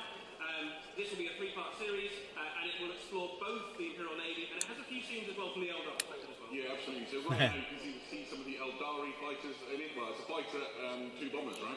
Yeah, that's right. So there's a fighter there, it's a Nightwing, and then you've got a couple of Wraith fighters on the side there as well, which will effectively doing the bombing runs trying to take out Imperial forces. And then on the other side, you have Imperial TOW animation. pilots for the most part. All right, okay. There is quite a high attrition rate. Sorry, I meant the current style of animation, sorry. Maybe don't get too attached. Yeah, maybe don't get too attached to any of the characters. This is Kai. She's one of the Imperial pilots, piloting those gunbolts into the sorties against the Eldar planes. Fantastic. And then one of the things, I've watched the first episode, I really enjoyed it. I'm one of those people that grew up watching sort of those classic sort of air war movies, Iron Eagle, Top Gun, Battle of Britain, and this hits all of the right buttons for me. There's a dogfight in the first episode, which is breathtaking, and you get to meet this guy for the first time as part of it, who's one of the Eldari characters. Yeah, so this is the kind of lead pilot, I suppose, of the Eldari forces. This is Idraneth, and the Eldar scenes in this show are from his perspective, so you get to see a little bit into the mind of the Eldar of the craft world, and a very, very different perspective from the quite hard done-by pilots of the Imperial Navy. Yeah, absolutely, and it gives you an insight into things that you... The pictures are up on Warhammer Community of all the last, the box sets and stuff universes which unexplored up to now. Yeah, and that we just saw. They're all up on there now. so only a few weeks. Yeah, so if you want to watch it, make sure you've got a Warhammer Plus subscription, and then it'll be on the Warhammer TV platform. Perfect. Cool. We are nowhere near done yet. We're still staying in the Warhammer 40,000 universe, but we're going to go and take a look at Kill Team for a minute now. Armageddon, Orc Hunters. Chester. The toughest thrown down grunts on the Eastern Fringe. We've fought Tyranids before. They're tough. But they drop if you know where to shoot them. We thought we were ready. We were wrong. Oh, wow.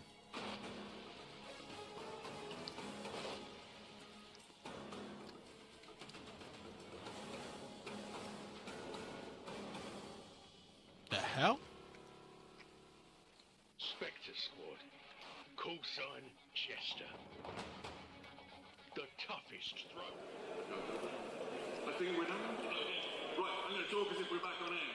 So this is Kill Team Terror on And we'd like to introduce you to the 5 I like them. women of Spectre Squad, which is a brand new kill team, 4-kill team. These are elite scout troops for the Astra Militara. Yeah, this is effectively a brand new kill team. This is a kind of stealthy, scouty kill team with lots of kind of fun. Oh, now they've gone.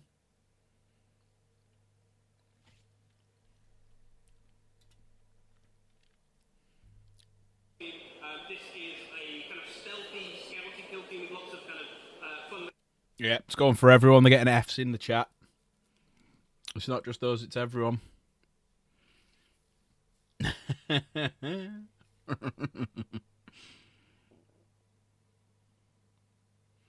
Yeah. At 4. Wow.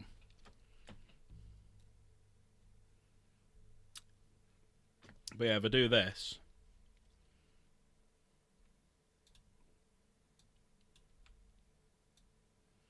So they're getting Fs all the way through.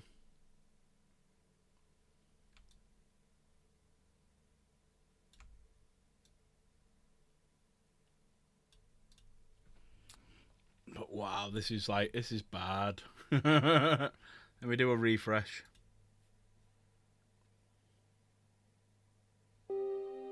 I think it's ended. This is a kind of stealthy, scouty kill team with lots of kind of fun. Fail. Fail. It's ended. They fucking ended. Right, one sec. Ah, that's so bad. That is so bad. I go to Warhammer page. Here you go on Crusader.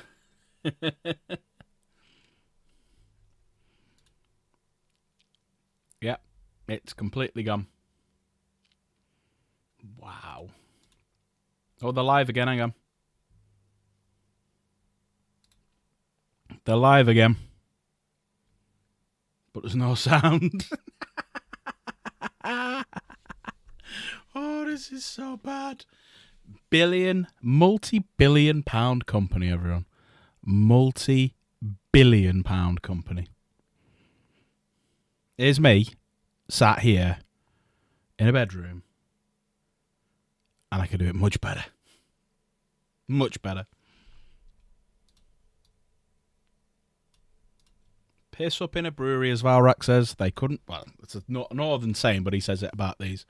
But they couldn't run a piss up in a brewery because there's no volume.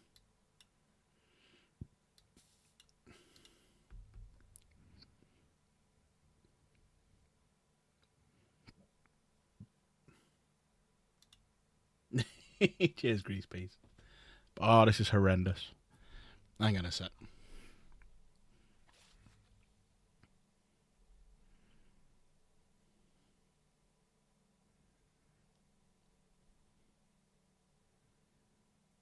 Hang on one sec. Because someone else is...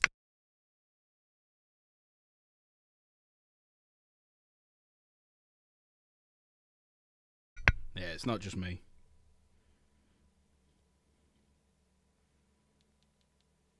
Yeah, I'm trying it on my phone as well. No volume. God, this is bad.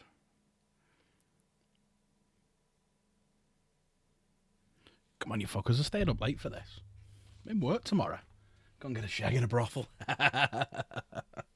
He looks quite cool. And I do like the terrain he's on. They're finally starting to put some half decent fucking terrain. Oh, there's them feet that they were on about with the preview. You know, the rumour. That is a very good model. That's a very good model with no sound. Even the fucking thing's not coming through at full HD.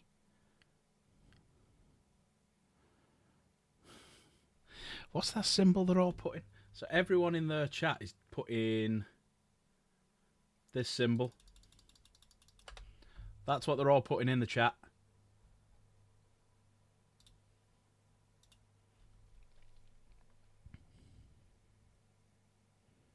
I thought I saw someone type that pack gaming in the Warhammer chat then.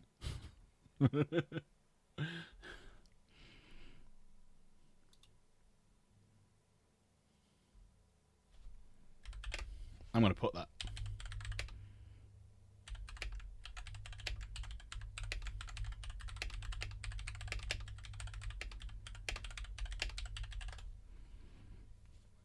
Oh, we got some volume come through. Oh no, we did have. It's gone now.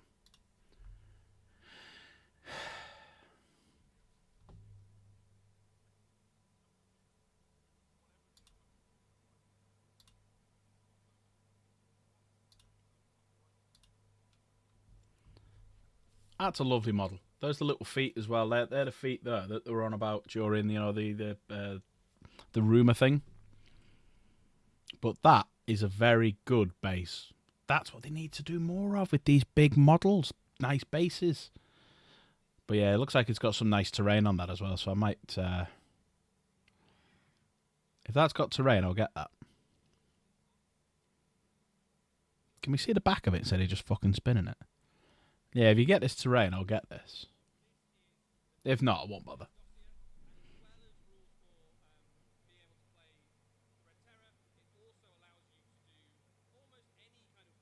How can you play as a Redemptor? Ooh. Yeah, and there's different ways to play it as well. One of the examples that the book gives is 2 kill teams going up against each other while a Hellbrute and a Redemptor Dreadnought slug it out in the middle of the battlefield. There's loads of cool opportunities. That'd be quite cool, actually. You'll need some new Nemesis operatives, so we've got some returning favourites from Blackstone Fortress. Zote. Zote. The Zote. He is a Zote. So we last saw him in Blackstone Fortress. We are re-releasing him for use in games of Kill Team. Zote is back. You can bring this guy along and have your Kill Team try and hunt him down. Also coming back from Blackstone Fortress, we have another returning Nemesis operative, which hopefully we'll get to see in a second. So the next one up is the Amble. Ooh. A real classic from back in the day, Warhammer. Yeah, so Ambles are common to worlds across the Imperium. They are It's just alien creatures. predatory species. Their prey includes humans. You get 3 of them in that. Oh, you get 2 little things with it. On your planet, but they are exactly the sort of thing that would rampage through the middle of a Kill Team board, I like that. messing up the battle that you might be trying to have against your opponent. Fantastic. So that's a whole bunch of great and exciting things for Warhammer 40,000 Kill Team. I like that. We're going to take a slight diversion away from the 41st millennium and go back about 10,000 years now. Ooh, Horus Heresy. And have a look at some upcoming releases which you've got planned for Warhammer Horus Heresy. Oh, for fuck's sake. Let's start with, if we can, the Legiones Astartes. Maybe we can. There we go. So there we are. Warhammer the Horus Heresy. The fuck. And this is a new variant Oh. coming soon to the classic Spartan tank. This is the Spartan Prometheus assault tank. This is basically the tank that really, really like heavy bolters. We basically put as many Not for me. bolters as it's possible to put on a Spartan onto the Spartan. Yeah, absolutely. Not for me, that one. Tank with a new armored I'll variant. turn it up a little bit. It comes blasting Not through. just the heavy Apologies. bolter mounts that you can see there, but it also includes laser destroyers, which is one of my favorite. Yeah, plastic nighttime, possibly. Crusader, possibly. Here you can see some detail. The one on the right-hand side, that's the laser destroyer. It's got some extra bits and pieces, and is a perfect way to transport. I mean, I'm going to have to get a Spartan tank for me. in relative Alpha Legion at some point, aren't I? You've got 2 very different ways of playing this. The laser destroyer is obviously excellent for taking out enemy tanks. Yep. The heavy bolters arguably become much more useful in recent months. Obviously, you've got the Mechanicum have joined in a big way to the Horus Heresy. Solar Auxilia are quite common, so the heavy bolter loadout has become much more useful than it maybe was at the start of the Horus Heresy, where you only really fought against Space Marines. Yeah, absolutely.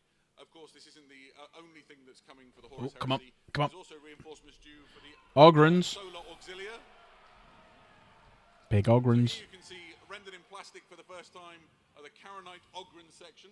Yeah, so Got the Karanite weapons Ogryns on their are hands? like the brawlers and brutes of the Yeah, I don't like the treads. If you have a Solar Auxiliary army, you will know that mostly on the battlefields of the Look at the weapons. Darkness, There we go. you are outclassed basically by Space Marines and Custodies and Demons and all sorts of stuff. So if the enemy reaches your lines, you need a counterpunch. The Ogrin section provides that. These They do are look cool. brutal brawler melee units that can run in and with sheer brute force alone go toe to toe with some of the gene-enhanced superhumans. I like them. Yeah, Yeah, absolutely. I just love the weapons on their Everything hands. For the Solar Auxilia, they're also getting some additional fire support. Here we can see one of the close-ups. They've got a variety of weapons, but they've also got some heavier weapons coming to bolster the Solar Auxilia. You've got this is the Rapier fire support battery. Rapier. Essentially, this is how you tackle enemies you can't see, right? So right now on the screen, there we go. So this is the shooting down variant. Is the classic mole mortar. You can see that guy's clutching canisters. The mole mortar. With driller-tipped hell. shells for going underground and coming up inside bunkers and trench lines. Then you've also got the bombard, which is for loosing off multiple shots and raining hell down. I just thought they'd fucked up there and had it pointing down, but yeah, all right, okay. To shoot the enemy from far away, whether they're underground or overground. There's also a direct fire version of the Rapier on its way as well, which also has a variety of different options. They look quite cool.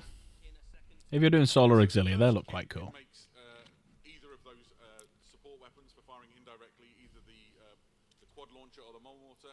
Yeah, we need some Mark IV though. Direct fire kit contains things for shooting in a straight line. If Mark IV is shown, someone owes me a membership. Here we go, the classic heavy bolter setup that you might expect to see on a Rapier platform. That looks cool. For fans of heavy bolters. Yeah, they are living large. This thing became so useful to the Solar Auxilia because many of the early battles of the Great Crusade era were fought in space in boarding actions. And so there's a Yes, fun Potato fact gone sleep now, has he? on these things. There's like rubberized nubs running between them. That's so that it doesn't skid around on the deck. Yeah, he could do, yeah. Could proxy him, yeah. So this kit, as we said, He looks cool sat at the back though. heavy bolter. It also has other options. There's a multi-laser. This is the laser destroyer. So you've got a variety of weapons with which you can equip your Tiny Rapier tanks. platforms. You get 4 models in that. So it'll be like 2 of the cannons and a guy stood either side. Perfect, absolutely so.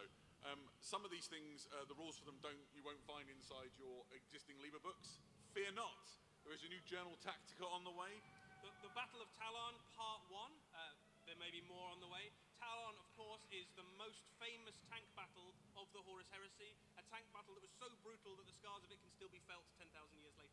Yeah, absolutely. So you can expect this to delve into that epic encounter and really give Horus Heresy fans, of which it seems there's a great many in the room, something to sink their Come on, Mark IV. Mark IV, please. There we go.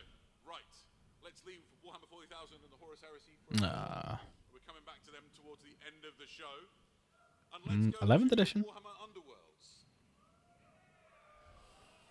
So, on your screen right now, you can see Thuriel's Zephyrite, an all-new Underworlds warband. Ah, that's what that little symbol is, like the little like tree branch. Multi-trick warband with Like he had on his jacket. some great combat units in there. This Yeah, time to zone out. I'm gonna send some text. I'm actually still hungry, but I've had everything. Chaos, are you asleep now? really fun mechanics. They are built around effectively use of the Hurricane Temple. So we're 50 minutes through this live stream, and I reckon we're about Of the wind you can see 20 minutes behind, do you reckon? kind of bottom right there. And she's got some kind of fun mechanics in terms Yeah, of so the warband. Thuriel is the leader of the warband. They can't even put it through at HD. As it were, and Zool is the familiar that you see next to her.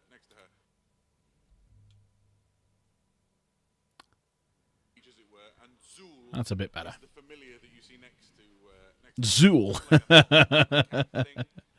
there you can see him on the screen. There's an interesting mechanic with this warband, which is essentially these warriors. Are you the keymaster? Feeling the skeins of wind and on the air, and that helps them locate the enemy and then outmaneuver them. And so Zool, when you Oh, I don't like that. It's they look.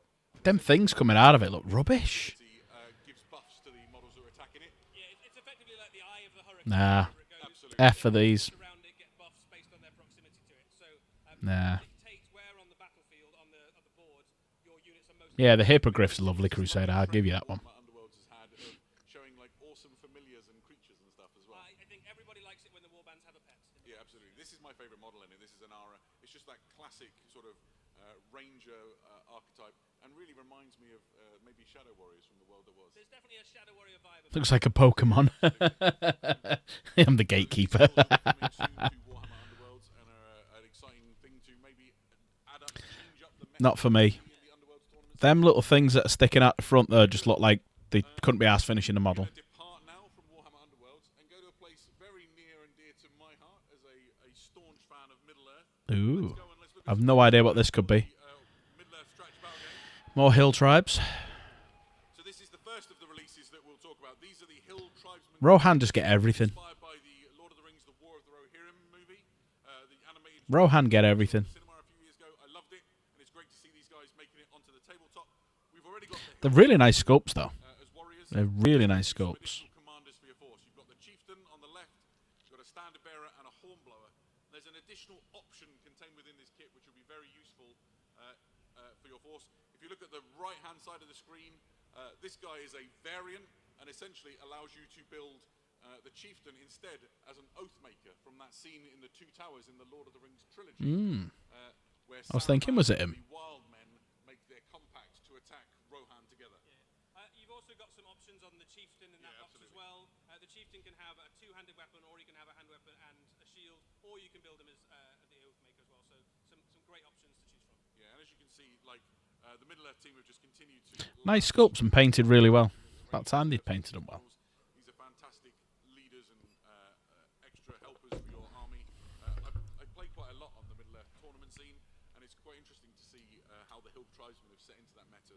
It's not a bad army by any means, although they take a lot of casualties. Turned it up a little bit to try and help out. Against, well, the Hill Tribesmen's traditional enemy is obviously the Rohirrim. And so first of all, More Rohan. Warriors of Rohan Commanders. This is a command set that features a captain, a standard bearer, and a hornblower. Classic staples to lead your warriors in their war bands into battle. Yeah, so this is a really lovely multi-part kit. There's some cool options to call out on this that aren't immediately apparent. The biggest ones are on the chieftain. I like this guy. So the captain. Chieftain. So you have a choice of Oh, the heads. captain, You yeah. have either an armored kind of head, as you can see there. There's also an unhelmeted head if you just want him to have. If you wanted to have two characters in your army, for example. God, stuff painting the eyes through them little slits. No way. Stuff that. Of different chest plates. So you can either have this kind of leather armored one that looks quite similar to the Warriors of Rohan. There's also a heavily armored one, which you can see there, which fits in really nicely if you've gone for like a Royal Guard heavy Riders of Rohan force, which are quite a popular unit, or if you just want to have two in your army and them look different. Yeah, absolutely. Considering the riders of Rohan, you don't see many of them on horses, do you? They're always on foot. Perhaps the most anticipated. For fuck's sake, here we go.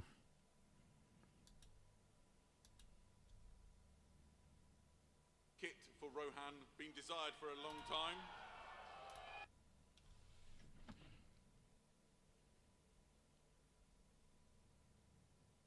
Here they are. It's awesome. This is a very venerable kit getting an update. The original Riders of Rohan, of course, came out alongside the original trilogy 2001. years ago. So these are well due an update. Oh, the horses look, for fuck's sake. Horses look great. Much better than the original ones. The horses are amazing. I really like the armored helmets on these. Yeah. Riders of Rohan, of course, are very well equipped warriors. Every single one of them comes with a shield, a hand weapon, a bow. You've also got the option in there to give them throwing weapons as well. Just a really cool, dynamic looking unit. Yeah, if you're keeping track, the guys who play the Middle-earth strategy battle game will want to know. All of the hand weapons can be exchanged where you see them holding the axes and the swords and the throwing spears. They can either be hand weapons or they can be throwing spears. So it's a versatile unit. I recommend the throwing spears for the record. So a really long-awaited and much anticipated kit for Rohan, and it's just beautiful to see them rendered. I've got a Rohan army. I've put some of these new ones alongside it, and they also go really nicely together. So if what your thing is collecting all the models and having your force look beautiful on the shelf in your cabinet, these are going to blend in beautifully. Yeah, that's one of the things about Rohan, right, is that they're not standardized completely, so you can mix kind of the older ones with the new ones. These ones could just be the slightly fancier ones with the cool horse helmets. Of course, if you want to, you can just have a whole army of the new ones. That's also fine. Fantastic. Yeah, massive improvement over the previous ones. The previous horses really dated now when you look back at them. Onwards, as we continue on our preview, we're going to go now AOS. to the mortal realms. Our enemies think us Check weak. this out. We will dissuade them of that notion. We shall not cower behind our walls. We are the wall. We will march out, reclaim the lost realms. Our Who are enemies these? will break upon our shields. And by courage and steel, we will drive them back to whatever foul pit once spawned them.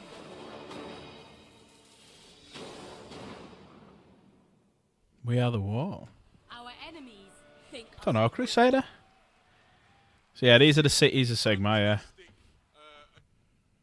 For fuck's sake. Addition to the Cities of Sigmar range, loads of Just fast forwarded it on. Not that fussed about these. all-purpose elite infantry for the Free Guild. They 10 seconds behind me. combat stats, they come with shooting abilities, they've got grenades, there's a flamethrower in the unit, there's a blunderbuss in the unit. Flamethrower up here. Really useful unit in game. In lore terms, Oh my good god. they've got some really interesting things about how they're chosen from amongst the Free Guild. Yeah, absolutely. Essentially, the Free Guilds recruit the brawniest, the sturdiest, the biggest and toughest warriors from amongst their number, and then train them to be the Grenadiers. These are the breachers. You know, when you create a breach in an enemy fortress, or you need to sweep the foe out of a city, these are the ones you send in, and they've got like the build and the tools for the job. Not for me. Not for me. Anyone else a fan? Anyone else play Sigma? I'm not bothered. Every single one of these models is really fun and dynamic as well. You can see them being like the kind of logical extension of the steel helms, but even more sort of brutal, equipped for whatever the situation demands of them. Yeah, absolutely. They are, however, not the only new unit that we saw in that preview, and they're not the only elite unit for that matter. We also saw for the first time the Free Guild Gallants, which I think we can go to now. So these are like foot knights for the Cities of Sigmar, right? Yeah, so we've already seen a unit of knights on horses. These Nah, I'm not into Sigma. the infantry equivalent. They are Yeah, not blowing me away either. defensive unit effectively in the Cities of Sigmar. They can take a charge incredibly well. Each one of them is effectively an iconic hero for the Cities of Sigmar. They not only fight very well, but they inspire the troops around them to fight better. The miniatures are phenomenally cool. Yeah, There are like loads of different cool helmet designs and shield designs and weird little creatures that go on the base and weapons and all sorts of stuff. Yeah, if you get a kick out of like unusual armor types, they've got like my favorite helmet of all time is the completely anachronistic visored barboot, which you've got here. We saw a helmet. Sorry, I'm just checking on my phone, make sure everyone's alright. Change the heads and lots of the arms and things, so you can make this unit entirely your own. Yeah, I'm not really a Sigma. I don't know. The lore doesn't do it for me, and the models don't. The big models look great, but just the normal troops, I'm like meh, meh. Fantastic. We also saw some new heroes. Don't get me wrong, that banner looks phenomenal. So this guy is Jorvan. He looks cool. He's the survivor of Embergard, is it? Anvilgard, there we go. And he's kind of like a ranger archetype, right? Yeah, so he is a survivor of a city that's been taken over by the forces of Cain. So he has blood vengeance basically against the daughters of Cain. Right now he is engaged in driving back the Skaven infestations of the mortal realms in the realm of fire. I'll turn the volume back up now because the volume went down, didn't it? Volume's just up and down. I just don't want it to come blasting out. And Really solid, dependable, mid-range skirmish hero. that better. Fantastic. And he's still not the only hero that we saw. Next up is the Malice Forge Priest. A classic take on that warrior priest archetype from the world that was. Sigmar is a He's cool. god, and here he is. I like a that. priest with an enormous hammer. You like Space Marines too much, same. Archetype is such a cool I like that. piece of Warhammer lore, and it's great to see that kind of coming through in Warhammer Age of Sigmar now. You could proxy that for a Judicia. Well, you've got a choice of heads, Put a sword on him. classic ball, Put a sword in his left hand. or you can have the kind of slightly You could proxy that for a Judicia. and of course he comes with an enormous Warhammer. This game's called Warhammer. Warhammer's going to be It pretty makes good, perfect sense, doesn't it? Yeah, absolutely. There was also a trio of wizards that we saw like teased in that. First up is an Axion Pyrocaster. This is your classic fire wizard. Has some really interesting rules in the game. Essentially, once she targets a unit with a spell, that unit gains a characteristic, which essentially means that it's starting Incandescent, I think. incandescent. Yeah, it's starting to smolder. And subsequent I agree with you on that. That's nice. Is even more dramatic. I think it adds D3 mortal wounds each time. Yeah, the miniature is just really, really cool as well. On the chat here, they've made it slow mode, so you can only send one message every minute. Because the chat was just going. Brr, brr, brr. I might just put on the watch on Dark Pack Gaming. Have a laugh. Introduce you to the Amethyst Nell Mage. So this is a wizard who uses the power of Shaiish, the power of death, You can see them replete with That's not too bad. It's just a daft helmet. realm of death. They have a sign Like a with bell, isn't it? skulls. They have a weird candle. They have a bell on their I head love that with face. weird mechanical skeletons. I love that The face. bell at regular intervals. And there's even a version where you can lift up the visor, and that's what it looks like if you get hit in the head by two mechanical skeletons. Or Bell end, yeah. Absolutely. This is sort of grim darkness writ large, isn't it? With the strangest, most odd helmet. Yeah, I we're all love at that. about it. The hourglass in the side, just everything about this is amazing. Still not the It weirdest still not wizard. might be the weirdest wizard, absolutely. Next up, we have Erasmus Zon, the Enlightened One. So Erasmus Zon is an inhabitant of What the Sector fuck? So it's 8, a between goat Lumineth and Cities of Sigmar City. that flies. He is one of the first graduates of a program. That's that lantern that was on the rumor thing as well. Ways of Haish to enlighten them into the ways of the Lumineth. He has been so successful in that he's actually surpassed the magical ability of some of Nah. his trainers. So the Lumineth. I don't like that model. Keen on quite how well he's taken to. I don't like that model. Oh, it's got two heads. Didn't realise that. Powerful spellcaster. And a snake ass. Does all those things. But the thing you notice Like about to talk Yeah. about his mount, right? really weird mount. Yeah, so that is a heliomorph. If you've ever seen one of them before, then you're a better person than I am. It's called Glyphwing, and it is the uncanny combination of a ram, a gryph, and it has a snake for a tail. Yeah, it's basically Nah. what happens if you Looks dog shit. I'm not a fan of it. Mount, you tick every box. Absolutely. And it generates that. So it's a really And he stood on tactical rocks. and it fills out another. Yeah, the wings done. They've done a very nice job on the wings. Colleges are But yeah, that's not for me. That one. absolutely. Now, we also saw in this the gate. The snake guards, have done well as which well. are Fantastic. They're cool. Fantastic new kit for the. They're Cities of cool. Sigmar. There's a way that the Cities of Sigmar fight, right? They advance like a moving castle as the Dawnbringer Crusades go out into the mortal realms. Yeah, that's exactly right. So It's the fact they got a guy on their back just like with a gun. Steel helms. Or a mini gun, really. These guys are His and hers. Yeah, pretty much. They take charge of the enemy. Enemy smash against those enormous doors.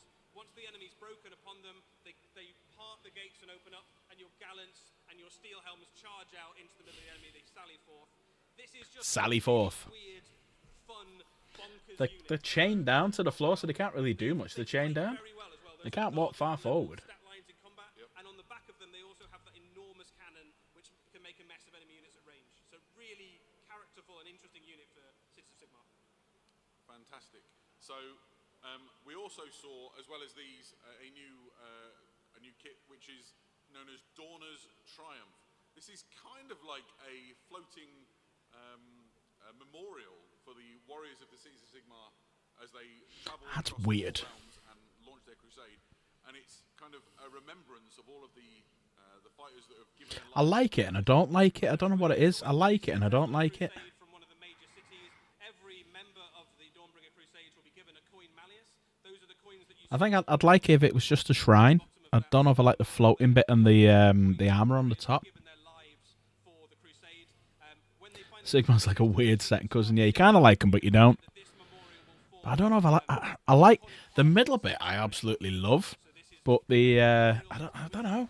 It's weird, isn't it? it offers you buffs to units around it. Yeah, that might be it. It might be that. It might be that armor. There's also, for the Cities of Sigmar, a new regiment of renown on the way. This is Vendenst Hound. Vendenst are famous. I like the for hunting dogs. down sort of the esoteric enemies of the Cities of Sigmar. So maybe they're hunting down the Soul-Blight Gravelords or demons or other things. Yeah, so you can add this effectively into other order armies. Yep.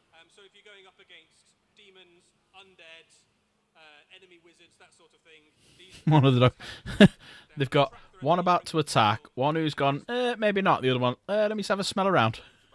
Can I pet that dog? What, this one? So the perfect accompaniment to scout out the enemy. If that one was painted black, it's Echo. That's a lot of stuff for the Cities of Sigmar, right? Not a shite. We are not done yet. Do you want to see some more? Let's show you the next video. Aye, we persist in an age of monsters. And there are foes that It's the ogres. and valor alone cannot best. For such enemies, Sigmar again provides Take heart, warriors of the God King. Ooh, I like that. You fight in the shadow of Behemoth. I like The that. cog forts of the Iron World march with us. With cannon and flame, we will drive back the enemies of Sigmar. With such engines of war at our side, how can mere monsters stand against? A walking castle. Yeah. Castle tank, yeah. Fuck off. Sigmar have basically been waiting. So how many orc players will be going, ooh, what can I convert that to? It is finally here in glorious plastic, and it is well worth waiting for. There's so much to talk about in this kit. Yeah, we've seen this hinted at in some of the artwork. I like that. And even in the background of one of the scenes in an animation. Because it keeps buffering. I'm gonna unfortunately make it auto. So if it drops down in quality, I'm sorry. It's them, not me. Boiler you can see on the left. This is everything you want to carry the Crusade of Sigmar into the mortal realms. Yeah, this is the shooty version of the cog fort, right? So the gun on the back is called a Godbreaker cannon. It is very, very good at killing almost anything. One of the cool things about it is that when you shoot it, you get to choose a different type of ammunition each time you fire. So if you're shooting at something that's got a ward save, something that's very Fair enough. or something that But I like that. lots of things in a unit, you've got different abilities based on what you shoot at. It is a monstrously powerful thing. How does it not shake itself apart? Dangerous ranged war machine in the game. Absolutely. And it's not the only cog fort that this kit makes. We also have the option for the Conqueror cog Might have to fort. try this when we're doing the when we put our models up. Just spin it like that, and then back again, and then back again. seems they're doing it. It kicks out 66 shots when it fires, which is phenomenally good for a 66 The other shots. thing that's got in its belly, instead of a cannon, you effectively have a drawbridge and sally port. You can transport a unit Sally to here. the cog fort and then charge out of the front of it into combat. So once you've broken the back of the enemy forces with your shooting, you can then charge into the still on fire enemy with your gallants or your grenadiers or something like that and kill anything that's left. Yeah, absolutely. Let's look at some of the Yeah, I quite like that. kits. So here you can see some of the things we've talked about. Reminds me a bit of Howl's Moving Castle. Top right-hand corner of the screen, You have an ideas for your Templars already. you lift off that roof. Yeah, so there's One of them walking into combat with Templars on it. Before I was talking about the different types of ammunition you can fire, you can see the different types of ammunition stacked up behind the gunners. So it's almost like a mini diorama inside the And suddenly it goes all fuzzy. You can also see the sally port and drawbridge down if you want to. You can roll Yeah, man, sort it out. so you can imagine the troops charging down the front there into the enemy line. Yeah, absolutely. My favourite detail you'll actually see on There the you very left of the screen, and this is the Dwarden forged furnace that powers the entire cog fort. There's an interesting piece of story about it. You can see sandbags hanging on the side. This is the most valuable and important part. These are forged by the Ironworld Arsenal. That's true. And if everything's going wrong, they'll launch a hot air balloon device out of the top, power it by the furnace, detach it from the cog fort, and fly it away, because that's the bit you 100 quidder. have to save. Yeah, the engine basically of the cog fort is the valuable part. That's what the enemy's trying to get. Yeah, 100 quid, that easy. Some other cool stuff that we can tell you about cog forts as well. Been sculpted really well. So this is the first thing is you might like to include a cog fort in your Cities of Sigma army, but what if you just really like the cog forts? That's a great question, Adam. You can have an army of renown that is entirely made up of cog forts. It is An called army the of March, cog forts. And effectively, it does a few things. So first of all, it gives you a bunch of extra rules. You know what I love? The fact that they're now going back to being silly again. Other thing that it does is unlocks 2 more types of cog forts. It's what they needed to do. They need to move away from serious and go back to silly. Because the game is fucking silly. Flamethrower and the sally port. Even 40k. The iron forts, you can swap the top two. One cannon, one flamer, or you can have the cannon and the sally port. The only other unit you can include in this army is the Free Guild Gallants, which basically give you a way to have something inside the Conqueror cog fort to charge out the front. And a Malice Forge priest to make sure they're working all right. Yeah, just to hit them before the battle starts. Beautiful. What if you really like cog forts and you don't have a Cities of Sigmar army, Eddie? That's also a great question, Adam. Well, there is a regiment of renown in the Cities of Sigmar battle tome, which allows you to take a cog fort in any Age of Sigmar army. There are There are cogforts in the realms who have decided basically to go privateer. They've All right, so you could take any of these in any army. selling their services to the highest bidder. There are some cogforts whose occupants have given in to the sway of chaos. There may be some cogforts who the occupants have died and been resurrected by dark forces of the realm of death, or been paid to work in mercenary armies for destruction. So if you just want to include a cool cogfort in your army, you absolutely can. And it also opens up some great opportunities for conversions. I can already imagine people doing weird undeath or destruction or chaos cogforts. Absolutely. So this really is an incredible centerpiece thing for your Cool. That's probably army. for any of the AOS stuff or Lord of the Rings stuff. That's the best thing so far of the night. Order Battle Tome, Cities of Sigmar, which is everything you need to be using these in your games of Warhammer Age of Sigmar. Yeah, all the stuff you would normally expect in a battle tome is in there as well, but it's not the only thing on its way for Age of Sigmar. There is a new spearhead box. This is City of Ash, and it includes 2 forces. Skaven. I feel like the room has picked up on one. I'll very briefly explain. The first place you'll be able to get your hands on the Grenadiers, the Gallants, the Malice Forge Priest, and Mr. Creel is inside this box. Let's talk about the other things we can see on the screen. Yeah, up against him is a long-anticipated expansion. There you go. The forces of Clans Anyone like Eshin. Skaven? The last time we had a sizable release for Clans Eshin was wartime, basically. Half my life ago. Yeah, a really long time ago. So they've been well overdue for some updates, and the updates are phenomenally cool. So let's go through what you've got. Crusader's happy. It's the lowest rung in the Clans Eshin. They are the bottom rung of your Clans Eshin, but still very useful little sneaky scouter unit to run around, throwing shuriken and stabbing enemies in the back. The next unit you have up are the Gutter Runners. They are also in this box. Gutter Runners are... Can everyone see it all right? Because it's gone a bit fuzzy for me. Keeps going fuzzy and back. Is it still looking all right? Gone through the ranks. They were Night Runners, then they've graduated to Gutter Runners. There's some really characterful, fun little models in this. You've got some with poison weapons, some with the classic kind of double-bladed punch daggers. Wolverine. Yeah, it's fine. Nice one. Slightly longer, shadowy cloak on them as well. Yeah, Really cool. absolutely. Skaverine. Somebody needs to lead this spearhead.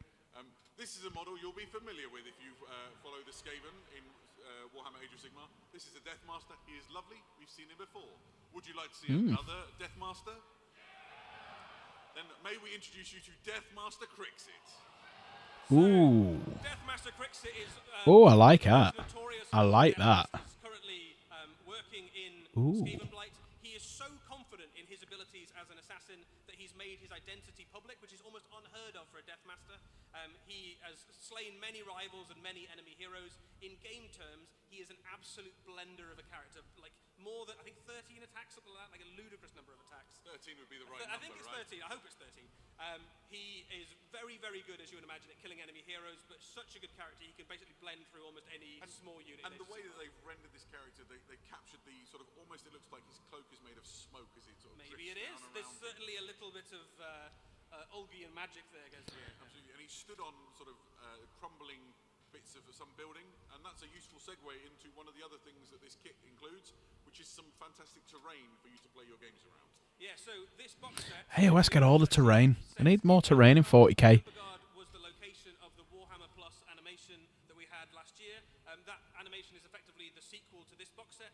Embergard was a quite prosperous city of Sigmar. It is now basically in ruins after the events of the Skaventide.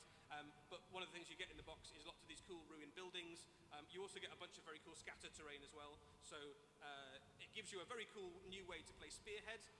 The box will also, the terrain will also be available separately. So if you just like the idea of a battlefield that looks like a built-up area in Age of Sigmar, this gives you a chance to do that. Yeah, absolutely. Here you can see everything that is included within Spearhead City of Ash. So you've got all of the models, the terrain, the cards and things you need to start playing Spearhead. This is a great... Anyone going to get this? You've got to be up in 5 hours. And frankly, I've got to be up in... just want 2 great new Spearheads. Yeah, about 5 hours as well. Yeah, I've got to get up at 7. So even if you've never played Sigmar before, this actually gives you everything you need to start playing. And Yeah, I've got to be up at 7. I had a couple of hours kit before though, so it should be all right. Just got to go to shop on the way in work to get a shitload of monsters. Red Bull sales, yeah. Monsters for me.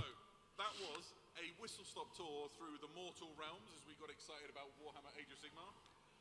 We are still not done. are going to return back to the grim darkness Oh. of the 41st millennium. All right, okay. We have a really exciting video to show you now. Here we go. Here we go. Here we go.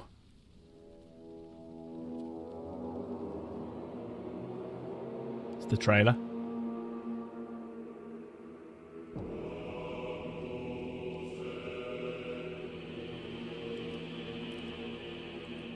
Armageddon. The Blood Angels. It's Blood Angels. its soil. There's the Chaplain. Jump at Salted Chaplain. by the blood Vanguard. and sweat of generations. Who's that with the shield? Oh, there's the captain with the shield. We said. War is all that Intercessors. remains. It rises from the dust and echoes in the sky. A promise. Chaplain with A jump pad. cacophony of endings. There it is. There's the speeder.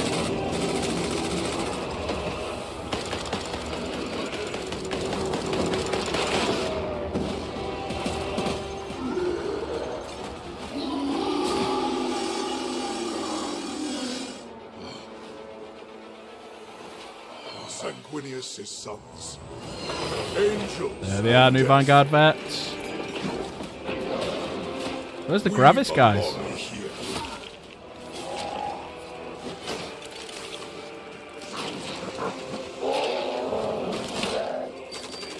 Our veins burn with his wrath. Our twin hearts hammer with his rage. War is all that we know. I haven't seen the Ancient yet. Oh, it's the Pain Boys.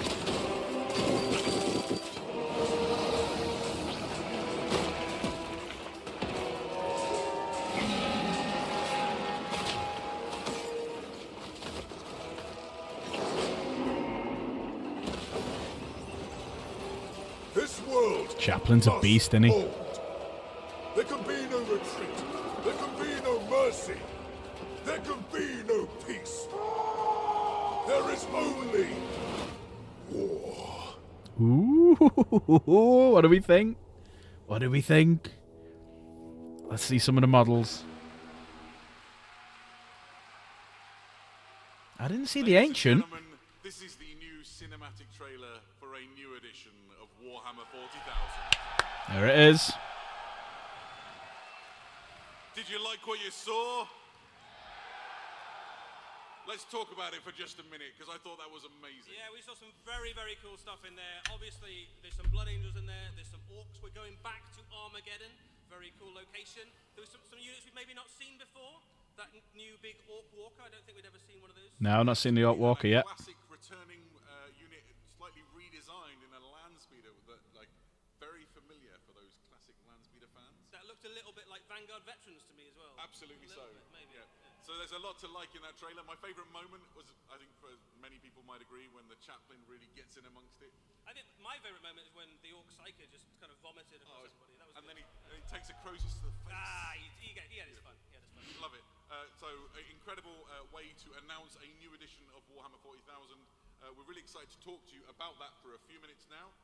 So let's start by... There was Ultramarines in there too, was there? First up, it's new Warhammer 40,000. Let's talk about the game. Eddie, what can you tell us? Yeah, so a new edition of Warhammer 40,000 obviously means a new core engine to drive this edition. That means loads of changes to all sorts of aspects of the game. All right. We're going to talk about some of those in a little bit. We're going to give you an idea Ooh. of some of the things that might be changing and what it means for you in your game. But it means so much more than just the rules. It also means new cool stuff about the lore and the universe. You got a little bit of a hint of it there. We are going back to Armageddon, which is obviously one of the most important and pivotal and, I guess, coolest locations. It's in just the such an Warhammer 40,000 iconic universe. setting for Warhammer 40,000, and we've set it up really in an interesting way with the return of Yarrick, and we're going to continue telling stories here and in other exciting places of the galaxy. Yeah, and you got a bit of a sense of what might be happening in that cinematic as well. We are setting up in the return of Yarrick what happens before the events of this new edition. Effectively, you have the Imperial forces, the human forces of Armageddon are bracing for this enormous wave of orcs that is bearing down on them. Wazdakar is in the lead of that, but Gazgul and his legions are not far behind. They signal for help, and the help comes in the form of an enormous new Space Marine crusade, which is composed of all sorts of different chapters. The Blood Angels are obviously there, but you also have lots of other ones. The Ultramarines. We saw Ultramarines in the video, Yeah, right? Ultramarines are there as well as things like Black Templars, the Salamanders, the White Scars are there, all the classics. So it's a classic Space Marine Crusade force returning. It's a good old-fashioned Space Marine Crusade. Once again to the war world. Yeah, and if you know anything about orcs, you know that the chance of a fight being bigger just brings more of them in. This is Gazgul's third run at it now. So the war that's going to hit this world. I hope they do that thing where you have to play a game and it picks if he wins or not. In addition to talking about the setting, we should show you what the launch looks like. Oh, look at that. This is Warhammer 40,000 Armageddon. Yeah. It is a new launch box for a new edition. You can see in that artwork something quite nostalgic is happening. Anybody old enough in the room might be getting the same feeling in their heart as me. What was you right about? This really reminds me of my youth. Here you can see we're going to do an interesting thing with the graphic. Yeah. It's a lot like the second edition. To look at, but realised in fantastic, like new artwork. Yeah, there's some lovely little. Oh yeah. Kind of We were talking about that for ages, weren't we? Things like the heavy support Space Marine in the bottom right-hand corner, the placement of the grot, the pose of the Space Marine character, and Yeah, it is very second edition. That piece of artwork, obviously, from one of the earlier wars for Armageddon. We are going back there with the Vengeance, and the Blood Angels and Orcs are taking centre stage. A couple of things to say about this box as well. They won't show us them all. Some of the things that might be in this box today. We're not going to tell you everything. Some of that will be coming later. But this is an enormously cool box with loads of new Space Marines, loads of new Orcs, and all the rules and stuff you'll need. Absolutely. So let's.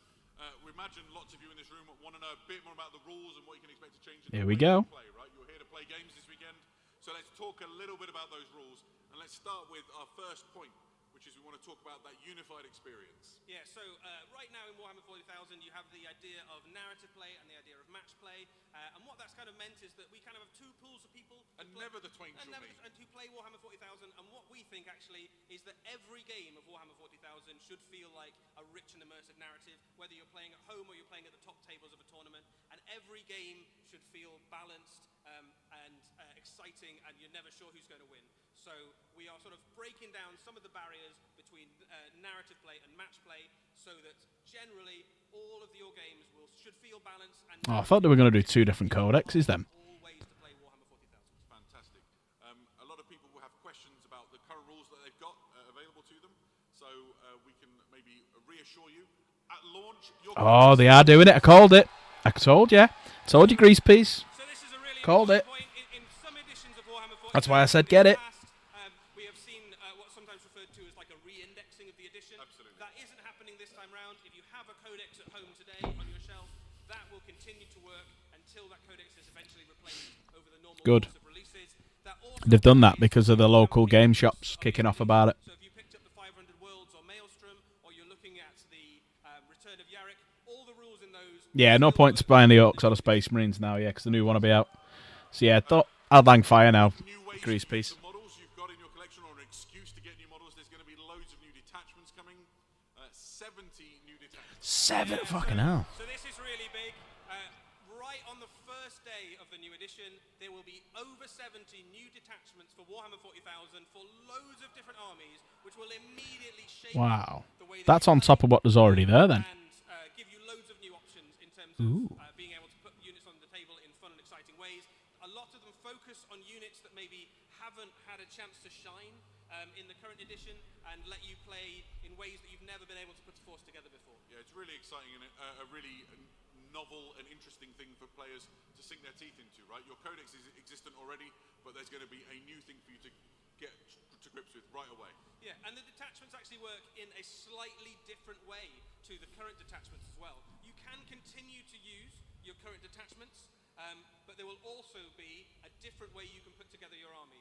One of the advantages of the detachments, the new ones that are coming and ones we'll see in the future, is that the detachment system is now modular. So for example, if you have an army that contains Terminators and bikes, Like me. like you, and you wanted, I want some special rules for my bikes, but I also like some special rules for my Terminators, you can now take two smaller detachments and combine them together. Oh, wow. To create an army that works exactly as you Oh, wow, I like that. work on the tabletop. Absolutely. And this is going to really shake things up I assume the new 11th will come out with the... No, so it'll come out with the rule book, and then so they'll have about a month or two of just the rule book, and then the codex will be out. So probably anywhere from August to October, the new Space Marine Codex will come out. So if you want to get the current one, it's fine, but it's up to you. It's kind of designed really to let you absolutely have your army work the way you imagine it would. Some of the I like that idea. Just then on the previous slides will give you an idea about some of the detachments that might be coming, and some of them are fairly specific to certain units. So for example, They're using some firstborn models in that picture. Belial in the background is firstborn. Terminators, the assault Terminators, they're all the Terminators firstborn ones. That's a very old picture that they're using. See Belial in the background, he's the firstborn one. No more circle. Yeah, right, I was right about the terrain. Looks like I'm right about the terrain. Yeah, fuck off circles. All the people, all the companies that have invested into doing the circles now are like, shit. There are no more objective marker circles in games of Warhammer 40,000. Instead, Terrain. troops will be battling over pieces of terrain. Taking and putting models onto pieces of terrain will be how you take them, and it immediately changes the way that you look at taking objectives. Rather than just Good. More narrative. You are trying to take a key bunker, capture a relic, take a key position on the battlefield. The idea is that your games will focus on the things that you imagine your soldiers doing when you're playing a game of Warhammer 40,000. Yeah. I've never once daydreamed of taking a circle. I've daydreamed of my Dark Angels storming a bastion or taking a trench work. And so the I like marker that. You saw there, I like imagine that packed with fantastic Warhammer 40,000 terrain, and that's the thing that your soldiers are going to fight and die for. Does that mean there's going to be terrain in the box then? There has to be terrain in the box then, doesn't there? Maybe that's why there's less models. Attachments that you choose will dictate the types of mission that you play. When an army goes into battle, it doesn't just go out with the intent of... No worries, bud. I'll see you later. It will usually have a mission. It will be assigned, you have been sent out to disrupt the enemy's plans, or to capture ground, or just to kill as many things as you can. Take as many heads as you can. So there is a new system called Forced Disposition, which your detachments will unlock. And when you come to play a game, you and your opponent compare your forced dispositions, and that will generate the mission that you play. So if your mission is to take ground, and your opponent's mission is to take heads, you will be given a mission to play that means that both of you are trying to enact the narrative that your army brings to the table. Really exciting. That's pretty cool. Talk about some of the specific rule changes. The first up is that there's no more stratagem stacking. Yes. That seems like a popular one in the room. So, right now, when you play a game of Warhammer 40,000, one of the go-to tactics is you save up all your command points and then you put them all into your best unit, and that unit becomes way better at fighting than it has any right to be, or far more durable. You have things like stacking Armor of Contempt alongside minuses to wound and decreased damage and all those sorts of things. In the new edition, you will need to choose which stratagem you would like to use on each unit per phase, and you can't have more than one. And it does all sorts of interesting stuff to the game. For example, if you have re-rolled your charge with a stratagem, you now can't use any other stratagems that turn, so you can't tank shock. If you have decided to use a stratagem to that's very good. Combat, you don't get the chance to have another re-roll to wound on a tactical re-roll, for example. It's going to really shake things up in an exciting way.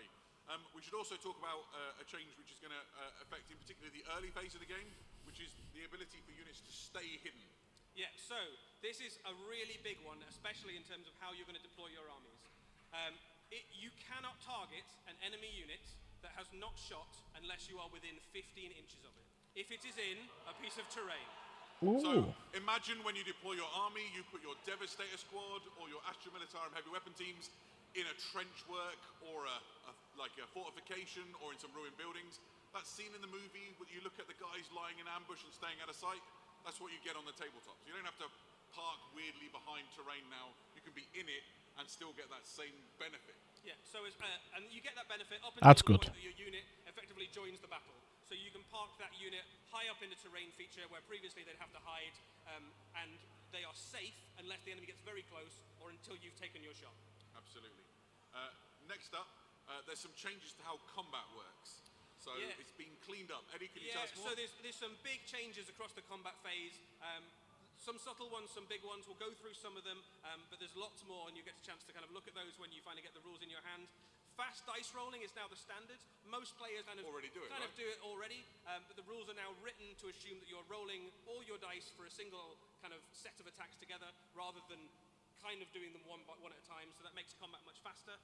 Combat activation has changed. The biggest change there is that in your turn, your strikes first units now go before your opponent. And in game terms, that means... Ooh, there's some cheers for that in game terms, that means if you've charged into an enemy army and they've got strikes first, at least one of your units will get to go before they go. That's good. That's quite a big change for some armies. Pile in and consolidate now happen together.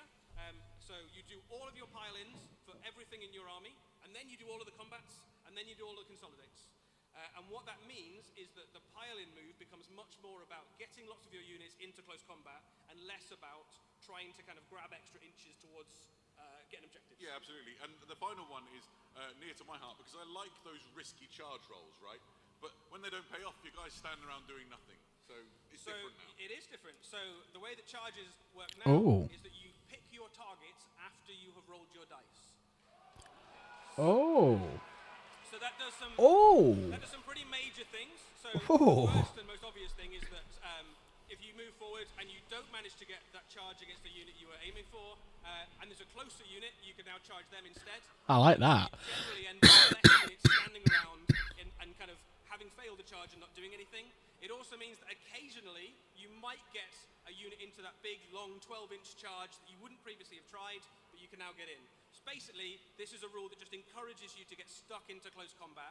We don't like it when units move forward and then end up standing around not being able to kill stuff. More charges, more often. More charges, more often. I like that. So next one, and I mentioned previously that I have a Astra Militarum Steel Legion army. They drive around in chimeras. This one's quite exciting for me.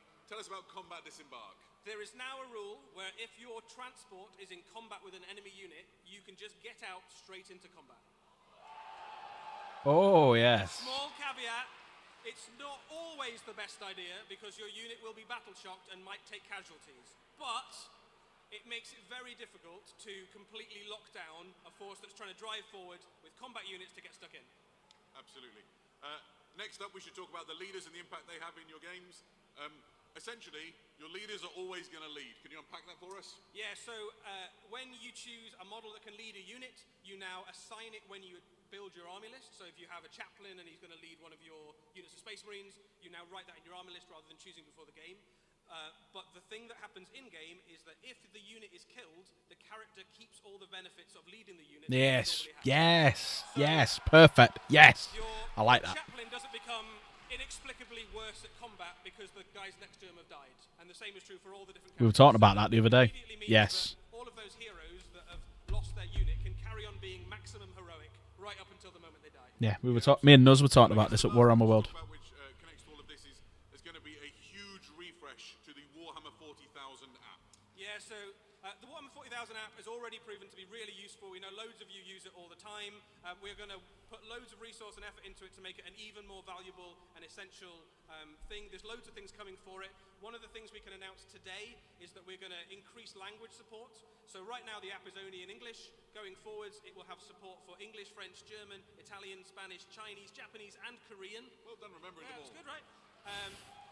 And that will start with core rules, mission rules, and combat patrol. So that's not all that's coming for the app. There's loads of other things, but this is going to be a really useful. Which is the exploit. Going forwards, regardless of what language you play Warhammer in.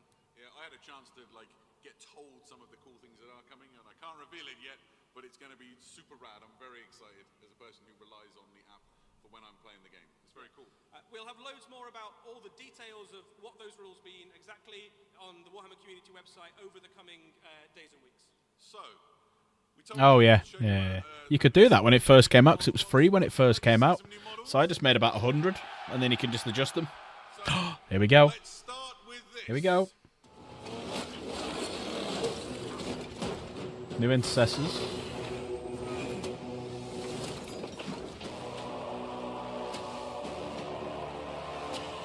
Big chunky boys.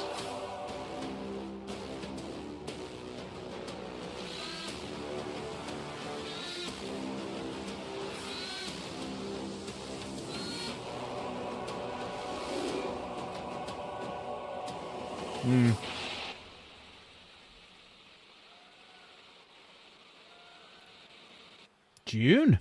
June. It's out in June. So this is the It's out in first June. of the new Space Marine models. We're going to show you him today. He's a Space Marine intercessor, and you see the coming together of old and new in terms of armor types. Yeah, look at him, Mark 7 helmet. It has taken its toll on the Primaris Marines, and their shiny Tacticus armor that they went out into Crusade with has now had to be supplemented with parts of classic armor pieces. For us, though, that means that we get to use lots of very cool classic pieces like the Mark 7 helmet you can see. It's on a the good Space look, Marine. right? It's a good look. It's a good look. And that is the sort of thing you can look forward to going forwards. Lots of the Space Marines in this box will have elements of classic armor that you might recognize from earlier. Yeah, I can do that myself. Yeah, I already do. Amongst the Mark X. I'm waiting for that thing. That's why I keep checking my phone. I'm waiting for the thing to update so I can put it on and record it. Yeah, breaches. They need breaches. Wrapped around his bolt rifle, all inscribed. The Primaris, when we first saw them, the Primaris Space Marines look quite clean cut, right? And they're increasingly blending in with. They're getting a bit more gothic every time we see absolutely. them. I really like it. One of the other things to note as well about this model and all of the models in the box set is that while he looks very cool, painted as a Blood Angel, there is nothing sculpted onto that model to say it needs to be a Blood Angel. So if you have an Ultramarine, a Space Wolf, a Dark Or Angel, the best an ones, the Imperial Dark Fist, Angels. or flavored to taste, I guess. You can paint him as any Space Yeah, I imagine that'll be the case. Something from the other side. Let's see an orc then. Pain boy.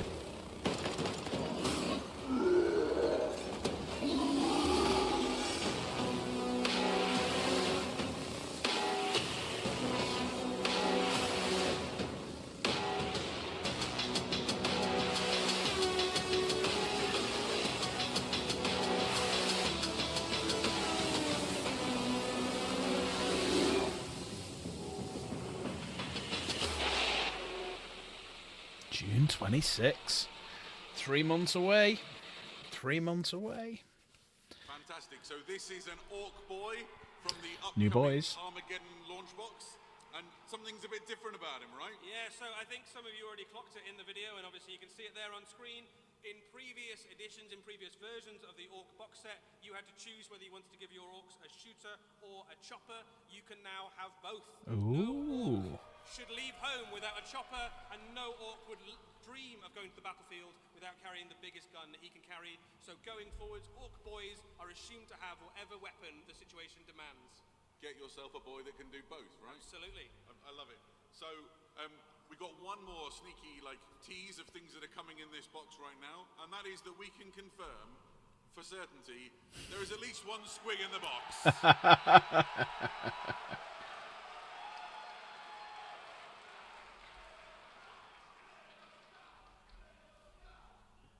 That went down quite well.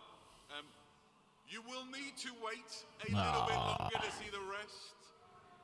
Stay your disappointment. It'll be worth the wait, we promise. That brings us to the end of all of our reveals. Did you like what you saw? I think it was a good show. I guess what we need to do now is bring this thing home and wrap up this preview. First of all, thank you so much for bearing Any big with us through the models? technical difficulties. Big Gilliman? You have been amazing as an audience. We've loved being here in front of you, and your attitude and your energy has carried this through for us, so thank you all for being here.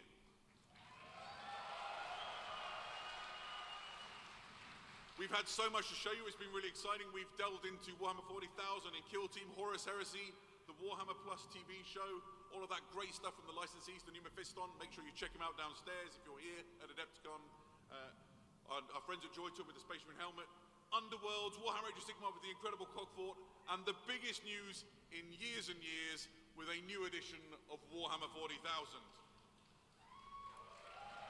Eddie, what was your favourite thing in the show? I mean, obviously I'm very excited about a new edition of Warhammer 40,000, but I am immediately going to buy a Cogfort the second it's available. You've been giddy about that. I have been so excited about the Cogfort. Yeah, I'll have that box set. I'm getting that box set. With Commissar Graves and Vigilance, I need that in my life so bad. But I'm very excited about a lot of the things that we Come on, give us one last reveal to close it off Don't with. forget, guys, if you haven't already, subscribe to the new Warhammer 40,000 Come on. official YouTube channel so you can get all of access to these videos and other videos that come out as we lead up to the launch of the new edition. What remains is to thank a bunch of people. First of all, raise some noise for the people who are hosting Adepticon, to Hank and the team for letting us come here. So there's a new Warhammer 40k. Feel the energy in a room like this and to talk about Warhammer. Thank you to the team who put on the preview, all the video guys who made the videos and put all the images together, ran the tech, for persevering and making it all work. We really appreciate all of their efforts. Let them know it. Finally, Eddie and I would like to personally thank all of you for making this such a great preview. We have loved being with you for the last 2 hours. Thank you so much for making this a memorable experience, all of you in the room. We're going to leave you now. It has been a pleasure and a delight to be with you for this time. Eddie, thank you. Oh, it's a pleasure. Anytime. Awesome. We will see you again very soon. Good night.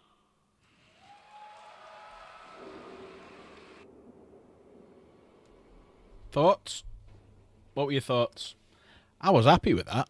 I was happy with the models, especially the 40k ones. I was happy with the fact that it's June, not July. That's really made me happy. It's getting here quicker. The rules, some of the rules sound ace. Some of the rules do sound ace. Yeah. A lot of the models were great. Right, hang on a sec. Let me get rid of that. Yeah, I'm going to say a lot of the rules were great. A lot of the models were great.